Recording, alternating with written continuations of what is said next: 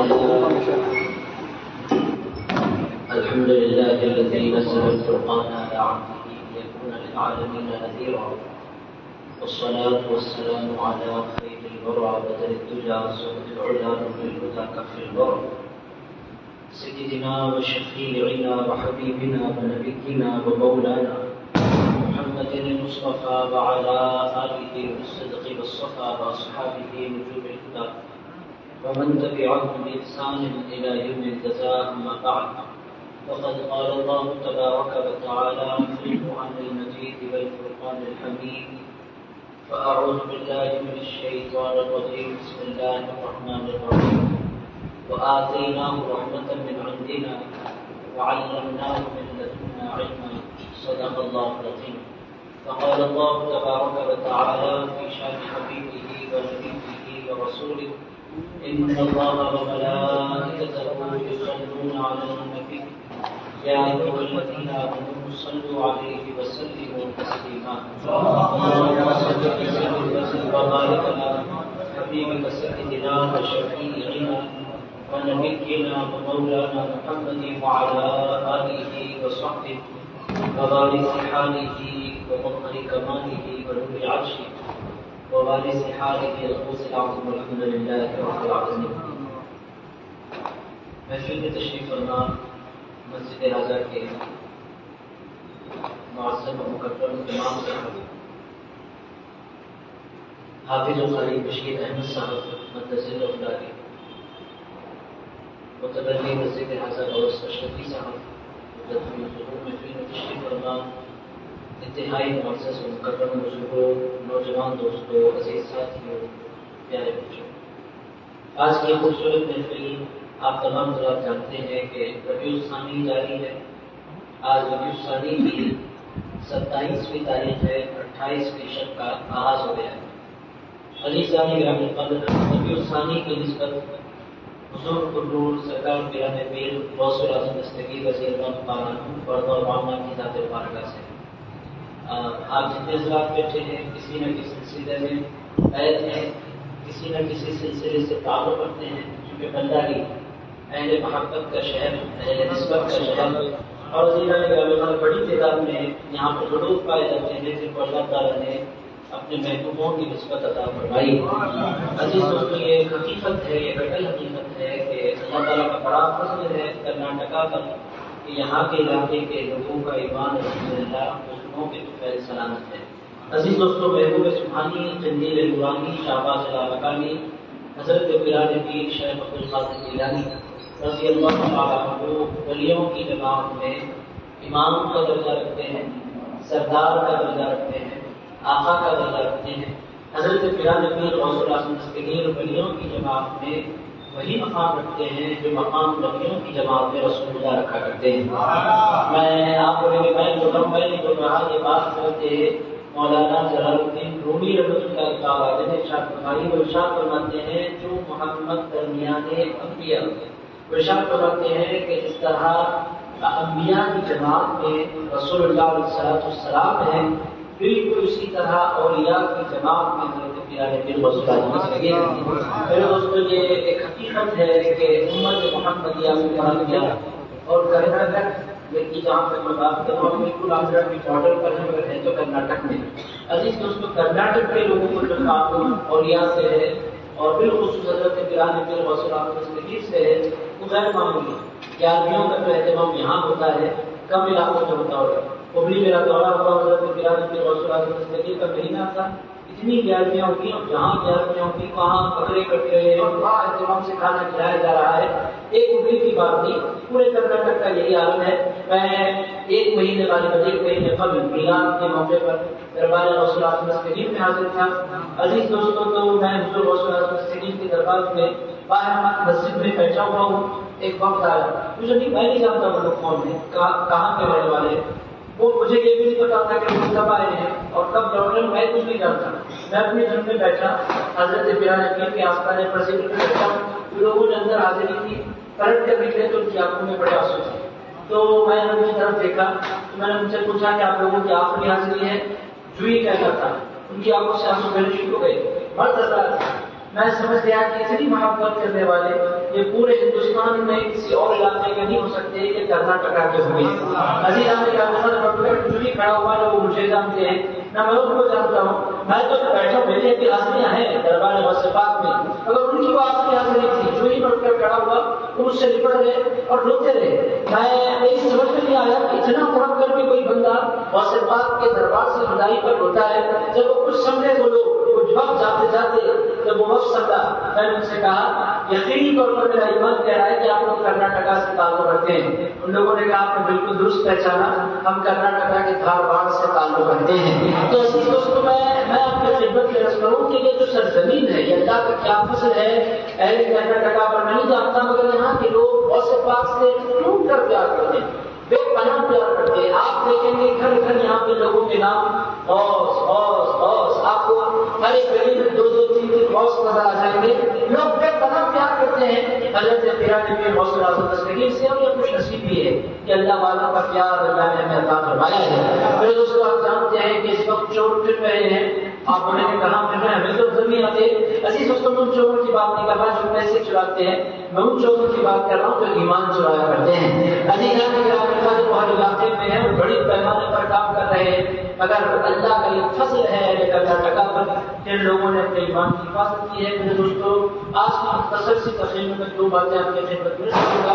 پہلی بنیادی بات کہ ولی ہوتے کون ہیں، کیا ولیوں کا ذکر قرآن میں ہے، اور کس ولی کا ذکر اللہ نے قرآن میں بڑے اہتمام سے فرمایا ہے۔ یہ بڑا امپورٹنٹ سبجیکٹ ہے، ڈائریکٹ حضرت پیارے نبی غوث اعظم دستگیر سے اس کا کنیکشن نہیں ہے، مگر عقیدے کے لیے اور عقیدے کی پاکیزگی کے لیے آپ لوگ بولیں گے ہمارا عقیدہ بہت مضبوط ہے، آپ مضبوط ہیں، مگر آنے والے نسلیں چیلنجوں کا سامنا کر رہی ہیں، انٹرنیٹ کا دور ہے، اور آپ جانتے ہیں کہ بچے ہمارے کل تک بہت اچھے تھے، آج بدلتے ہوئے نظر آ رہے ہیں۔ کیوں بدلتے ہیں؟ آپ ان کو یہ سمجھایا جاتا ہے کہ 11ویں کرو، کھانا کھلاؤ، کورس کرو، یہ ضروری ہے، اور ان کو یہ نہیں بتایا جاتا کہ ولی ہوتا کون ہے، اس کی شان کیا ہے، اور اس کا بیان اللہ نے قرآن میں فرمایا ہے۔ کیا ولیوں سے نبی بھی پیار کرتے ہیں؟ کیا کسی ولی کا ذکر قرآن میں بھی ہے؟ تو اسی دوستوں، آج کی تقریب کو 2 حصوں میں رکھیں۔ پہلے حصے میں انشاءاللہ تعالی ہم ایک ولی کا ذکر کریں گے جو قرآن مجید میں آیا ہے عزیز دوستوں، تاکہ ہمیں بنیاد مل جائے۔ پھر اس ولی کا ذکر کریں گے جس کی یاد میں ہم بیٹھے ہوئے ہیں، جو ولی نہیں ہے، ولی الاولیاء ہے۔ عزیزان نے کہا وہ صرف ولی نہیں ہے، وہ جس پر بگاڑ ڈال دیتے ہیں اللہ اس کو بھی اپنا ولی بنا لیا کرتا ہے۔ عزیزان نے کہا وہ صرف ولی نہیں ہے، وہ ولی گر ہے۔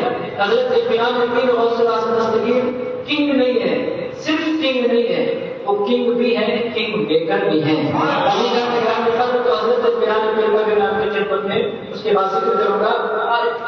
آئیے آپ سے لگا کر میرے ساتھ رہیں۔ میں جانتا ہوں کہ بہت لمبا چوڑا مجھے نہیں پکڑنا، جتنی دیر آپ میرا ساتھ دیں گے اتنی دیر چھٹی آپ لوگوں کو منانی چاہیے۔ اس سنڈے کا دن یہ ویک آف ہوتا ہے، انجوائمنٹ کا دن ہوتا ہے، آرام کا دن ہوتا ہے۔ آپ لوگوں نے اپنا آرام سرکار کی خاطر قربان کر دیا اور سرکار کی خاطر۔ یہ جو وقت ہے یہ عشاء کے وقت ہے، یہ تو فل انٹرٹینمنٹ کا وقت ہوتا ہے، فیملی ٹائم ہوتا ہے، دوستوں کا ٹائم ہوتا ہے، گپ شپ کا ٹائم ہوتا ہے۔ آپ لوگوں نے وہ ٹائم نکال کر مجھے دے دیا، بڑا ممنون۔ عزیز دوستوں، آئیے گھڑی کو نظر رکھ کر میں بنیادی چند باتیں آپ کی خدمت میں عرض کرتا ہوں۔ عزیز دوستوں، کہاں اولیاء کا ذکر آیا ہے؟ کسی ولی کا ذکر بھی قرآن میں ہے۔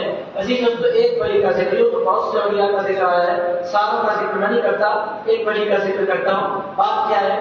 اس کا بیان بخاری میں آیا اور قرآن میں پھر اس کی تفسیر آئی ہے۔ بخاری میں بیان ہے کہ حضرت سیدنا موسیٰ علیہ السلام، آپ بولیں گے قرآن میں بھی ہے بخاری میں بھی ہے، یہ باتیں دونوں ٹکرا رہی ہیں۔ بات یہ ہے کہ قرآن اترتا ہے اور حدیثیں اس کا پس منظر بیان کرتی ہیں۔ حدیث قرآن کی وہ عادتیں کیسے ہوتی ہیں لوگوں کو تو نہیں پتا ہوتا۔ قرآن اتر جاتا، حضور پاک علیہ السلام اپنے علم سے لوگوں کو سمجھاتے کہ لوگوں یہ آیتیں اس پس منظر میں نازل ہوئی، اس کے پیچھے آپ آسان الفاظ میں بولیں تو اس کے پیچھے بیک گراؤنڈ یہ ہے۔ حضور علیہ السلام ہر آیت کے پیچھے جو بیک گراؤنڈ ہوتا ہے وہ حضور جانتے ہیں۔ اب حضور کیسے جان لیتے ہیں؟ عزیزان گرامی، اس کا جواب پھر قرآن دیتا ہے الرحمن علم القرآن، لوگوں مصطفیٰ وہ ہے جس کو قرآن کو پروردگار نے پڑھایا ہے۔ الرحمن علم القرآن، رحمان نے قرآن پڑھایا، کب پڑھایا؟ خلق الانسان علمہ البیان، اللہ پاک فرماتا ہے انسان کو بعد میں پیدا فرمایا، رحمان نے قرآن کسی کو پڑھایا ہے۔ عزیز دوستو، انسان بعد میں پیدا ہوا اور رحمان نے قرآن پڑھا دیا، یہ کیسے ہو سکتا ہے؟ اس کا سیدھا سادہ جواب یہ ہے انسانوں کے بننے سے پہلے اللہ نے جس کو قرآن پڑھایا ہے وہ ہمارے سرکار کی ذات مبارکہ ہے۔ اور کون ہو سکتا ہے؟ وہی تو ارشاد فرماتے ہیں كنت نبی وآدم بین الماء والطین، ارشاد فرماتے ہیں اس وقت بھی نبی تھا جب آدم مٹی اور پانی کے درمیان تھے۔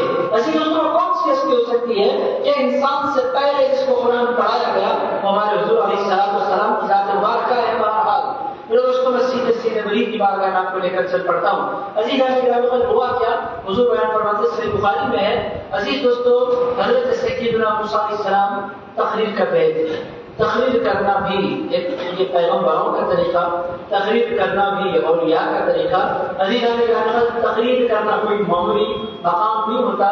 جب کوئی بندہ کسی سے مخاطب ہوتا ہے یہ ایک بڑے شرف کی بات ہوتی ہے، یہ بڑی سعادت کی بات ہوتی ہے۔ امت مسلمہ کے نوجوان اور امت مسلمہ کے افراد اس کو بیٹھ کر سن رہے ہیں، ایک انتہائی ذمہ دار منصب ہے۔ لوگوں نے اس کو چیٹی چھاٹا سمجھا ہوا ہے اور ہنسی مذاق سمجھا ہوا ہے، یہ کوئی معمولی منصب نہیں ہے خطاب کرنا۔ عزیزان گرامی، حضرت پیر غوث العظم دستگیر کی عمر مبارک 50 سال کے قریب ہو گئی تھی۔ حضرت پیر تقریر نہیں کرتے تھے، لوگوں سے ملاقاتیں ہوتی تھی، خطاب نہیں کرتے تھے۔ پھر کیا ہوا؟ حضور پاک علیہ السلام خاص میں تشریف لائے، لا کر ارشاد فرمایا بماذا لا تخاطب یا عبد القادر، اے میرے بیٹے عبد القادر تم تقریر کیوں نہیں کرتے؟ حضور پیر غوث العظم دستگیر نے فرمایا یا رسول اللہ، یہ عجب ہے، عرض کرنے لگے یا رسول اللہ میں عجم سے تعلق رکھتا ہوں، یہ لوگ عرب سے تعلق رکھتے ہیں، اب آپ بولیں گے غوث پاک عجم سے کیسے تعلق رکھتے ہیں؟ آپ لوگ جانتے ہیں غوث العظم دستگیر پیدا ہوئے تھے ایران میں، گیلان میں، اس گناہگار کو حاضری نصیب ہوئی ہے گیلان کی بھی۔ اور اسی دوستوں پھر گیلان کی باتیں میں پھر کبھی آپ کی خدمت درج کرتا ہوں۔ گیلان بہت خوبصورت مقام ہے، دیکھنے سے تعلق رکھتا ہے، ظاہری خوبصورتی بھی گیلان میں، مولے والی خوبصورتی گیلان میں ہے۔ ایک مرتبہ مجھے حاضری کا موقع ملا تھا، میں گیلان کی زیادہ تفصیل آپ کی خدمت میں رکھتا۔ گیلان جو علاقہ ہے وہ ایران سے تعلق رکھتا ہے۔ گیلان کس سے تعلق رکھتا ہے؟ اس سے تعلق رکھتا ہے۔ اور ایران کی آفیشیل جو لینگویج ہے وہ کون سی آپ جانتے ہیں؟ نہیں جانتے تو میں آپ کو بتا دیتا ہوں، کوئی ٹینشن نہیں۔ عزیزان ایران کی آفیشیل لینگویج فارسی، وہاں کے لوگ اس زمانے میں بھی فارسی بولتے تھے، اس زمانے میں بھی وہاں کے لوگ فارسی بول رہے ہیں۔ اور ایران سے اب جب عراق آتے ہیں تو وہاں کی جو آفیشیل لینگویج ہے، وہاں جو لینگویج بولی جاتی ہے وہ کون سی ہے؟ عربی۔ اتنی بات آپ کو پتا ہونی چاہیے، عراق عربی ہے اور ایران فارسی ہے۔ کیا لوگوں کے علم میں ہوگا؟ عراق کے لوگ عربی بولتے ہیں، ایران کے لوگ فارسی بولتے ہیں۔ غوث پاک کا تعلق فارسی بولنے والے علاقے سے تھا، اسی لیے غوث پاک فارسی بھی بولا کرتے تھے۔ عراق آنے کے بعد غوث پاک نے عربی بھی بولی۔ عزیز دوستو، عراق آنے کے بعد انہوں نے عربی جانی تو عزیز دوستو اولیاء کا قصہ کیا ہوتا ہے پھر میں آپ کو خدمت پیش کروں۔ ولی وہ ہوتے ہیں جو انسان تو انسان ہے، جانوروں کی بولیاں بھی سیکھا کرتے ہیں۔ عزیزان کے اولیاء کی بارگاہوں میں آ کر جانور بھی فریادیں کرتے ہیں، ان سے بھی کلام کرتے ہیں۔ بہرحال ظاہری طور پر غوث العظم دستگیر نے فرمایا یا رسول اللہ میں عجمی ہوں اور عراق والے عربی ہیں، ایک عجم عربیوں سے کیسے مخاطب ہوگا؟ ان کی زبان جدا، میری زبان جدا، حضور میں کیسے ان سے بات کروں؟ حضرت پیر غوث العظم دستگیر سے رسول اللہ علیہ السلام نے ارشاد فرمایا، اب اس کا جواب ظاہری طور پر حضور نے نہیں دیا، ارشاد فرمایا افتح فاک یا عبد القادر، ارشاد فرمایا اے عبد القادر اپنا منہ کھولو۔ عزیز دوستو، سوال یہ پیدا ہوتا ہے، حضرت پیر نے کہا مجھے عربیوں سے بولنے میں جھجک ہوتی ہے، اب تو حضور فرماتے اے عبد القادر جیلانی میں تمہیں عربی سکھلاتا ہوں۔ حضور پاک علیہ السلام نے اس کا جواب دے دیا۔ پھر دوستو یہ سیکھنا سکھانا استادوں کے پاس ہوتا ہے، وہ مصطفیٰ ہے، جب وہ پیار فرماتے ہیں تو سب کچھ بندہ سیکھ لیا کرتا ہے۔ عزیزان گرامی، وہ حضور ہے، وہ آقا ہے، وہ مولا ہے، وہ سردار ہے۔ حضور پاک علیہ السلام نے ارشاد فرمایا افتح فاک یا عبد القادر، اپنا منہ کھولو. حضرت پیران پیر غوث الاعظم دستگیر سمجھ گئے کہ اب کرم ہونے والا ہے. حضرت غوث الاعظم دستگیر نے جو ہی منہ کھولا، رسول اللہ علیہ السلام نے 1 مرتبہ، 2 مرتبہ، 3 مرتبہ، 4 مرتبہ، 5 مرتبہ، 6 مرتبہ، 7 مرتبہ غوث الاعظم دستگیر کے منہ میں اپنا لباب زہر ڈالا. حضور نے تم مبارک نکالا، حضرت پیران پیر غوث الاعظم دستگیر کے منہ میں ڈالا. آج بھی بلداری والے پیران طریقت اللہ والے نظر آتے ہیں، وہ جب کھانا کھاتے ہیں بچا ہوا کھا لیتے ہیں. لوگ کہتے ہیں جب مرید ہوتے ہیں پیر کا پیالہ پیتے ہیں. لوگ کہتے ہیں بچے ہوئے کھانے میں رکھا کیا ہے، یہ بچے ہوئے پانی میں رکھا کیا ہے. یہ لوگ تو ناجائز حرکتیں کرتے ہیں، یہ عقیدت والے، یہ درگاہ والے، یہ خانقاہ والے. بھائی تمہیں کیا پتا کہ انسان کو جو برکتیں نصیب ہوتی ہے وہ بزرگوں کے جھوٹے کو ذریعے نصیب ہوا کرتی ہے. کو خبر نہیں ہے، بے خبر ہے، انہوں نے کہا نہیں ہے غوث اعظم دستگیر کو، جاننا نہیں ہے غریبان کو. کیا طریقہ رسول اللہ صلی اللہ علیہ وسلم آپ کو لیتے ہیں غوث پاک کی زندگی میں ہے، حضور کی زندگی میں نہیں ہے. حضرت کوئی انصاری رضی اللہ تعالیٰ عنہ ارشاد فرماتے ہیں سب سے پہلے سرکار میرے گھر مہمان ہوئے تھے. حضرت کوئی انصاری کے گھر، آپ لوگوں کو خبر ہے ان کا مزار مبارک اس وقت ترکی میں ہے. حضرت کوئی انصاری رضی اللہ تعالیٰ عنہ وہ فرماتے ہیں ہمارا طریقہ کیا تھا، ہم جب کھانا بناتے تو سیدھا جتنا کھانا ہوتا پورا نکال کر حضور کی خدمت میں پہنچا دیتے، اور رسول اللہ صلی اللہ علیہ وسلم کے لیے الگ سے کوئی پلیٹ نہیں رکھتے. حضور فرماتے میں کیسے کھاؤں؟ ارشاد فرماتے ہیں حضور جتنا کھانا چاہیں آپ کھا لیں، بچا ہوا آپ کا اولاد کھا لیں گے. عزیزان کرام رسول اللہ صلی اللہ علیہ وسلم سے صحابہ کرام کا طریقہ رہا کہ وہ اہل بدعت کا بچا ہوا کھاتے. بہرحال حضرت پیران پیر غوث الاعظم دستگیر سے رسول اللہ نے فرمایا منہ کھولو. میرے دوستوں یہ بات عقل میں نہیں آ سکتی منہ کھولنے سے کیا ہوتا ہے اور لوٹ ڈالنے سے کیا ہوتا ہے. عزیز دوستو غوث اعظم سے پوچھو غوث پاک پھر کیا ہوا. غوث اعظم دستگیر فرماتے ہیں حضور نے اپنا لباب زہر ڈالا اور حضور نے پھر ایک ہاتھ پکڑا اور ان کو آگے بڑھایا اور ارشاد فرمایا اے علی یہ عبد القادر ہے، اس کے منہ میں تم بھی اپنا لباب زہر ڈال دو. میرے دوستو میں جناب آپ سے پوچھنا چاہتا ہوں نبی نے جب لباب زہر ڈالا ہے تو پھر علی شیر خدا کی ضرورت کیا ہے. غوث اعظم دستگیر کو حضرت حضرت مولا علی نے ہمارے رسول اللہ نے فرمایا ضرورت کیا ہے. حضور امت کو پیغام دینا چاہتے تھے کہ لوگوں جب بھی فیض لینا چاہو نبی کا فیض جس کسی کو ملتا ہے علی کے وسیلے سے ملا کرتا ہے. ایک طرف نبی ہے دوسری طرف علی ہے. ضرورت نہیں ہے رسول اللہ کے بعد، مگر امت کو مسئلہ کرنا چاہتے ہیں کہ لوگوں نبی کی بھی ضرورت ہوتی ہے، پیر کی بھی ضرورت ہوتی ہے.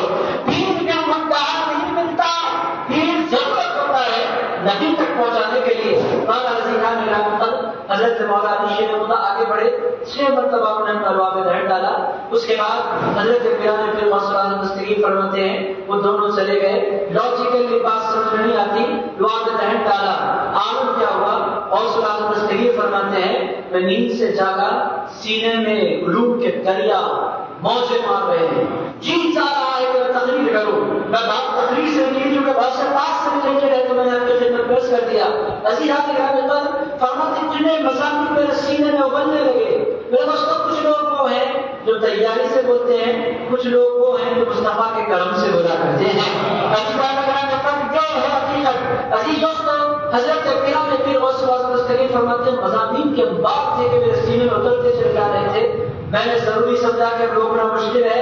میں مسجد میں گیا اور لوگوں سے کہا لوگوں آؤ میں تمہیں کچھ سمجھانا چاہتا ہوں. لوگ جمع ہو گئے اور سے بات فرماتے میں نے تقریر کی، لوگوں پر بہت مشتعل ہوا، وہ کیفیت سے تعلق ہوئی. لوگوں نے کہا سرکار یہ مسجد بہت چھوٹی ہے، ایک کام کرتے ہیں جامع مسجد پہ چلتے ہیں. ہمارا جلسہ جامع مسجد میں منعقد ہوا. میں کھڑا ہوا اور سے بات فرماتے ہیں میرے دوستوں اس سوشل میڈیا کے دور میں انسان کو محنت کرنی پڑتی ہے اپنے جلسے کو کامیاب بنانے کے لیے. اب آج کا جلسہ تھا، آپ کی مسجد کے متولی صاحب نے اپنے طور پر محنت کی، مشتاق قادری نے اپنے طور پر پیر والوں کو کالز کیے. آج جلسہ رکھا ہوا ہے. وہ فرماتے ہیں جب اللہ بیٹھتے ہیں کسی محنت کی، کسی پوسٹر کی، کسی دعوت کی ضرورت نہیں ہوتی. اور صرف جامع مسجد میں بیٹھے پوری جامع مسجد بھر گئی. اور سرکار نے خطاب فرمایا. اس کے بعد فرماتے ہیں تقریر ختم ہوئی، لوگوں نے کہا سرکار جامع مسجد کم پڑ رہی ہے، ایک کام کیوں نہ کریں آپ کی تقریر عیدگاہ میں رکھ لیتے ہیں. عزیز دوستوں دنیا میں کسی کی تقریر عیدگاہ میں نہیں ہوتی، عیدگاہ میں رکھنے عیدگاہ بہت بڑی ہوتی ہے، لوگ کم ہوتے ہیں، تقریر کیوں ہوتی ہے. حضرت پیران پیر غوث الاعظم دستگیر نے فرمایا عیدگاہ میں کرتے ہیں، نیکسٹ جلسہ عیدگاہ میں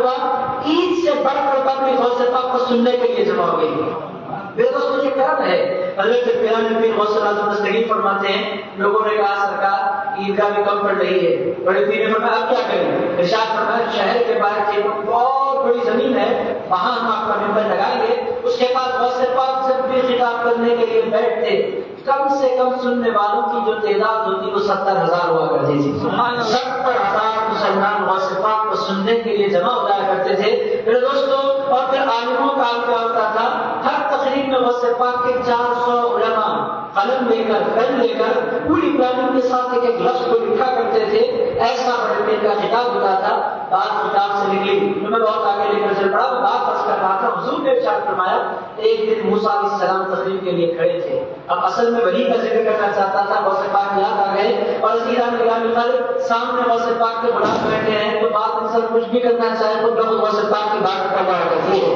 عزیز دوستوں قصور میرا نہیں ہے، قصور آپ کا ہے، آپ کو سننا چاہتے ہیں غوث پاک کو، سمجھنا چاہتے ہیں غوث پاک کو۔ عزیز دوستوں یہ جو محبتیں ہیں یہ دنیا کی سب سے بڑی دولت ہے کہ انسان کو پیار مل جائے۔ میرے دوستوں جس کو حضور کا پیار مل گیا، حضور کے صحابہ کا پیار مل گیا، حضور کی اہل بیت کا پیار مل گیا، حضور پاک کی صلاۃ والسلام کے خاندان کا پیار مل گیا، جس کو غوث اعظم دستگیر کا پیار مل گیا، حقیقت میں وہی خوش نصیب ہے۔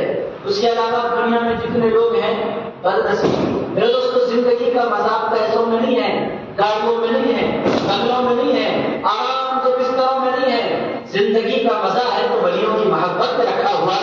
وکیل دوست کو پڑھ رہا میں اس لیے کر رہا تھا کہ حضور علیہ السلام نے ارشاد فرمایا حضرت موسیٰ علیہ السلام تقریر کرنے کے لیے کھڑے ہوئے، تقریر شروع ہوئی۔ تقریر جب کوئی کرتے ہیں تو ایک کیفیت پر برقراری ہوتی ہے۔ موسیٰ علیہ السلام کو زبردست خطاب ہو رہا ہے، بیچ میں بندہ اٹھ کر کھڑا ہو گیا اور اس نے پوچھ لیا اے موسیٰ علیہ السلام کیا اس وقت آپ سے بڑا بھی کوئی عالم ہے؟ اب تقریر کے جوش میں سیدنا موسیٰ علیہ السلام ارشاد فرمایا بیٹھ جا۔ اس نے کہا حضرت میرے سوال کا جواب دے دیں کہ آپ سے بڑا بھی اس وقت کوئی عالم ہے؟ حضرت موسیٰ علیہ السلام نے مسکرا کر فرمایا سن میں کلیم اللہ ہوں، اس وقت پوری سرزمین پر مجھ سے بڑا کوئی عالم نہیں ہے۔ یہ حضرت موسیٰ علیہ السلام نے فرمایا۔ ادھر موسیٰ علیہ السلام نے یہ فرمایا، تقریر ختم ہوئی، اللہ رب العزت کے حضور حاضری ہوئی۔ اللہ نے فرمایا موسیٰ تم نے کیسے کہا کہ تم سے بڑا کوئی عالم نہیں؟ اللہ میں تیرا کریم ہوں، تیرے پاس آتا ہوں، تجھ سے باتیں کرتا ہوں، تیری باتیں سنتا ہوں، تیرا کلام امت تک پہنچاتا ہوں، میں تیرا پیغمبر ہوں، مجھ سے بڑا بھی کوئی ہو سکتا ہے؟ اللہ پاک نے فرمایا فَفَوْقَ كُلِّ ذِي عِلْمٍ عَلِيمٍ، اے موسیٰ تجھے خبر ہونی چاہیے کہ ہر علم والے سے بڑا علم والا ہوا کرتا ہے۔ کوئی بندہ دنیا میں دعویٰ نہیں کر سکتا کہ میں سب سے بڑا ہوں، ہر بڑے سے بڑا میں نے بڑا رکھا ہے۔ حضرت موسیٰ علیہ السلام نے کہا مولا مجھ سے بڑا کوئی عالم ہے؟ کہنے لگے ہاں موسیٰ ہے۔ حضرت موسیٰ علیہ السلام نے کہا اے پروردگار جب اس کے پاس ایسا علم ہے تو میں اس سے ملاقات کرنا چاہتا ہوں، میں اس کو دیکھنا چاہتا ہوں آخر وہ کون ہے۔ عزیز دوستو یہ ہے نبی کی شان۔ اب ایک نبی سے ملاقات کے لیے موسیٰ علیہ السلام جانے لگے، اللہ تعالیٰ نے ارشاد فرماتا کہ فلاں مقام پر جاؤ بیٹھے، اللہ نے ایسا نہیں فرمایا، ارشاد فرمایا موسیٰ ایک مچھلی لو اور اس مچھلی کو اپنے ساتھ رکھو اور جہاں میرا ولی ہوگا اس راستے پر چل پڑو، جہاں میرا ولی ہوگا وہاں جاتے ہی مچھلی خود بخود زندہ ہو جائے گی۔ یاد رکھنا میرے دوستوں یہ کیا قصہ ہے، یہ مچھلی کیوں دی جا رہی ہے؟ ڈائریکٹ ایڈریس دیا جا سکتا تھا، اس زمانے کا اگر معاملہ ہوتا تو سیدھا گوگل میپ دے دیا جاتا تھا۔ آج لائیو لوکیشن ہو جاتا ہے، میں اپنی شادی آپ جب بھی آ رہے ہیں اور لائیو لوکیشن ضرور ڈالتے ہیں، انٹرنیٹ پر پاس کریں، آپ جب بھی آئیں گے اور ہم آپ کو دیکھتے رہیں گے کہ آپ کہاں تک پہنچے ہیں، کیسے یہاں تک آ رہے ہیں۔ اسی سیدھے ایڈریس دیا جاتا ہے تو اللہ تعالیٰ نے بھی وہ وہاں رہتے ہیں، راستہ وہ ہے مگر مچھلی اپنے ساتھ لو اور مچھلی پانی سے نکالو گے تو زندہ رہتی ہے نا مچھلی، اللہ کی زندہ رہتی ہے پانی مچھلی سے نکالنے کے بعد۔ آپ نے جو کرنا گردن ہلاتے رہے تو کوئی بات سمجھ میں نہیں آئے گی۔ ایسی مچھلی پانی سے نکالنے کے بعد مر جاتی ہے زندہ رہتی ہے، اللہ کی زندہ کو نہیں ہوتی اس وقت کی مچھلی۔ مچھلی پانی سے نکالو تو مر جاتی ہے، اللہ نے فرمایا مچھلی لو اور پھر چل پڑو اور جہاں وہ مچھلی زندہ ہوگی وہاں میرا ولی رہے گا۔ حضرت موسیٰ علیہ السلام نے مچھلی لی، چل پڑے، ایک مقام آیا مچھلی زندہ ہوگی اور سمندر کی طرف چل پڑی۔ حضرت موسیٰ علیہ السلام سمجھ گئے کہ اللہ کا وہ ولی، اللہ کا وہ محبوب بندہ نہیں پایا جاتا ہے۔ حضرت موسیٰ علیہ السلام کی ملاقات ہوئی حضرت سیدنا خضر علیہ السلام سے۔ میرے دوستوں یہ میں بیان نہیں کر رہا، آپ قرآن اٹھائیں، سورۃ الکہف اٹھائیں، عزیزان گرامی قدر سورۃ الکہف کے آخری رکوع کی طرف جائیں، پورے 2 رکوع پر مشتمل حضرت سیدنا خضر علیہ السلام کا واقعہ آپ کو ملے گا۔ میں سرسری آپ کی خدمت میں پیش کرتا ہوں، اگر ایک پورا رکوع میں پڑھوں اس کو سمجھاؤں تو 2-2.5 گھنٹے درکار ہے۔ ایک ایک نقطے پر اگر میں روشنی ڈالوں، مجھے قرآن بھی آتا ہے، قرآن کے معنی بھی آتا ہے، اللہ کے فضل سے حافظ بھی ہوں، عالم بھی ہوں، میں پوری بات نہیں سناتا، سب آپ کی خدمت میں اشارہ دیتا ہوں۔ ملاقات ہوئی حضرت موسیٰ علیہ السلام کی، کس سے؟ حضرت خضر علیہ السلام سے۔ خضر علیہ السلام کون ہے؟ اللہ فرماتا ہے وَآتَيْنَاهُ رَحْمَةً مِنْ عِنْدِنَا، ہم نے خضر کو اپنی جانب سے رحمت عطا فرمائی ہے۔ وَعَلَّمْنَاهُ مِنْ لَدُنَّا عِلْمًا، اور ارشاد فرمایا ہم نے اس کو اپنی جانب سے علم لدنی عطا فرمایا ہے۔ عزیز دوستو، یہ علم لدنی کہاں سے ملتا ہے؟ یہ کون سی کتاب ہے علم لدنی کی؟ چلو برداری سے نکل کر علم لدنی کی کوئی کتاب ڈھونڈ دیتے ہیں۔ عزیزان گرامی قدر، علم لدنی کتاب سے نہیں ملا کرتا، پروردگار سے ملا کرتا ہے۔ عزیزان گرامی قدر، یہ کوئی کتاب کے ذریعے نہیں ملتا، یہ اللہ دیتا ہے، یہ ایک رسول اللہ دیتے ہیں۔ حضرت سیدنا موسیٰ علیہ السلام کی حضرت خضر علیہ السلام سے ملاقات ہوئی، اب میں تیزی سے آگے بڑھتا ہوں۔ حضرت سیدنا موسیٰ علیہ السلام نے حضرت خضر علیہ السلام سے کہا قال له موسیٰ هل اتبعك على ان تعلمني مما علمت رشدا، کہنے لگے اے اللہ کے ولی خضر، اگر آپ اجازت دیں تو میں آپ کے ساتھ رہ سکتا ہوں چند دن کے لیے، تاکہ وہ علم آپ مجھے سکھلا دیں جو اللہ نے آپ کو عنایت فرمایا۔ حضرت موسیٰ علیہ السلام نے جب یہ پوچھا تو حضرت خضر علیہ السلام یہ کہتے ہیں آپ ضرور آ جائیں میرے ساتھ، میرے لیے سعادت ہے آپ میرے ساتھ رہیں۔ کہنے لگے انک لن تستطيع معي صبرا، کہنے لگے اے موسیٰ ہمارے جو معاملات ہوتے ہیں اس پر آپ صبر کر نہیں پائیں گے، ہمارے معاملات پر صبر نہیں ہو سکتا۔ حضرت موسیٰ علیہ السلام نے کہا ستجدنی انشاءاللہ صابرا ولا اعصی لک امرا، کہنے لگے آپ مجھے ایک چانس دیں، اللہ نے چاہا تو آپ مجھے صبر کرنے والا پائیں گے اور میں آپ کی نافرمانی نہیں کروں گا، آپ جو چاہے کریں، میں آپ سے پوچھوں گا نہیں کہ آپ نے ایسا کیوں کیا۔ حضرت خضر علیہ السلام نے سوچ سمجھ کر بولے اگر آپ میرے کام پر اعتراض کریں گے آپ کے میرے راستے جدا ہو جائیں گے، میں آپ کو اپنے ساتھ نہیں رکھوں گا۔ حضرت موسیٰ علیہ السلام نے کہا میں بالکل اعتراض نہیں کروں گا، میری طرف سے کوئی آبجیکشن نہیں ہوگا، آپ ایک چانس تو دیں مجھے آپ کے ساتھ رہنے کا۔ حضرت خضر علیہ السلام نے کہا چلو میں اپنے آپ کو اجازت دے دی، ایک رکوع یہاں پر ختم ہوتا ہے، میں تیزی سے عرض کر رہا ہوں، پوری آیت میں نہیں پڑھتا، ایک رکوع مکمل ہو گیا، دوسرا رکوع ہے جس میں پورا بیان ہے، میں صرف تیزی سے عرض کرتا ہوں اور سے بات کی طرف آپ کو لے جانا چاہتا ہوں تاکہ آپ جانیں غوث الاعظم ہے کون، آپ سمجھیں غوث الاعظم جیلانی ہے کون۔ عزیزان گرامی آپ کو پتا چلے کہ بڑے دل سے ہم آپ قائم کرتے کیوں ہیں۔ میرے دوستوں پھر کیا ہوا، فانطلقا، دونوں مل کر چل پڑے، حتی رکبا فی السفینہ، ایک طرف موسیٰ علیہ السلام اور ایک طرف خضر علیہ السلام۔ میرے دوستوں جتنے پیغمبر ہوتے ہیں وہ صورت میں شکل میں بہت ہینڈسم ہوتے ہیں۔ حضرت موسیٰ علیہ السلام بہت ہینڈسم آدمی تھے، یقینی طور پر ہر پیغمبر لمبا چوڑا، چوڑے سینے والا، پیٹ اندر، بہت اندر نہیں، درمیانی پیٹ اس کا، چوڑے بازو، مضبوط ہاتھ۔ حضرت خواجہ غریب نواز کے بارے میں آتا ہے کہ حضرت خواجہ غریب نواز حضرت محمد باقیہ کافی فرماتے ہیں میرے خواجہ نے کبھی تقریر نہیں کی، لوگوں نے پوچھا کہ لوگ کلمہ کیسے پڑھتے تھے، حضرت خطبتی باقیہ کافی فرماتے ہیں میرے خواجہ کو تقریر کرنے کی ضرورت کیا تھی، وہ جب بیٹھ جاتے تھے جو آتا تھا ان کا چہرہ دیکھتا تھا تو کمرہ پڑھ کر مسلمان کرتا تھا۔ عزیزان گرامی حضرت خواجہ غریب نواز کے چہرے کی کشش ہے جو پھر موسیٰ علیہ السلام کے چہرے کا کیا ہوگا، وہ تو پیغمبر ہے۔ حضرت سیدنا موسیٰ علیہ السلام، حضرت سیدنا موسیٰ علیہ السلام نے اب ادھر سے جانب اس پا ندی کے اس پا حضرت موسیٰ علیہ السلام جا کر کھڑے ہوئے، ساتھ میں حضرت خضر علیہ السلام، دونوں بہت ہینڈسم۔ عزیز دوستو ہینڈسم کا مطلب یہ کہ ظاہری صورت بھی ان کی بہت پیاری ہوتی ہے، اور میرے دوستو جس کا دل پاک ہوتا ہے اللہ اس کے چہرے پر ایک نور بھی عطا فرما دیتا ہے۔ میرے دوستو بہت سے لوگ سمجھتے ہیں کہ ہم کریم لگا لیں گے، فیس واش لگا کر دھوئیں گے تاکہ نور والے نہ جائیں گے۔ عزیزان گرامی آپ دنیا کا لاکھ فیئر اینڈ ہینڈسم لگا دیجیے، آپ بے ہونے والے نہیں ہیں، نور والے ہونے والے نہیں ہیں۔ نور انسان کے سینے میں ہوتا ہے، بندہ کالا بھی ہو اگر دل اس کا مقدر ہے تو چہرے پر نور آتا رہتا ہے، اور عزیزان گرامی بندہ بہت گورا ہے مگر دل میں نور نہیں ہے، چہرے کی طرف اٹریکشن اس کے نہیں ہوتا۔ نور کا تعلق رنگ سے نہیں ہے، نور کا تعلق دل سے ہے۔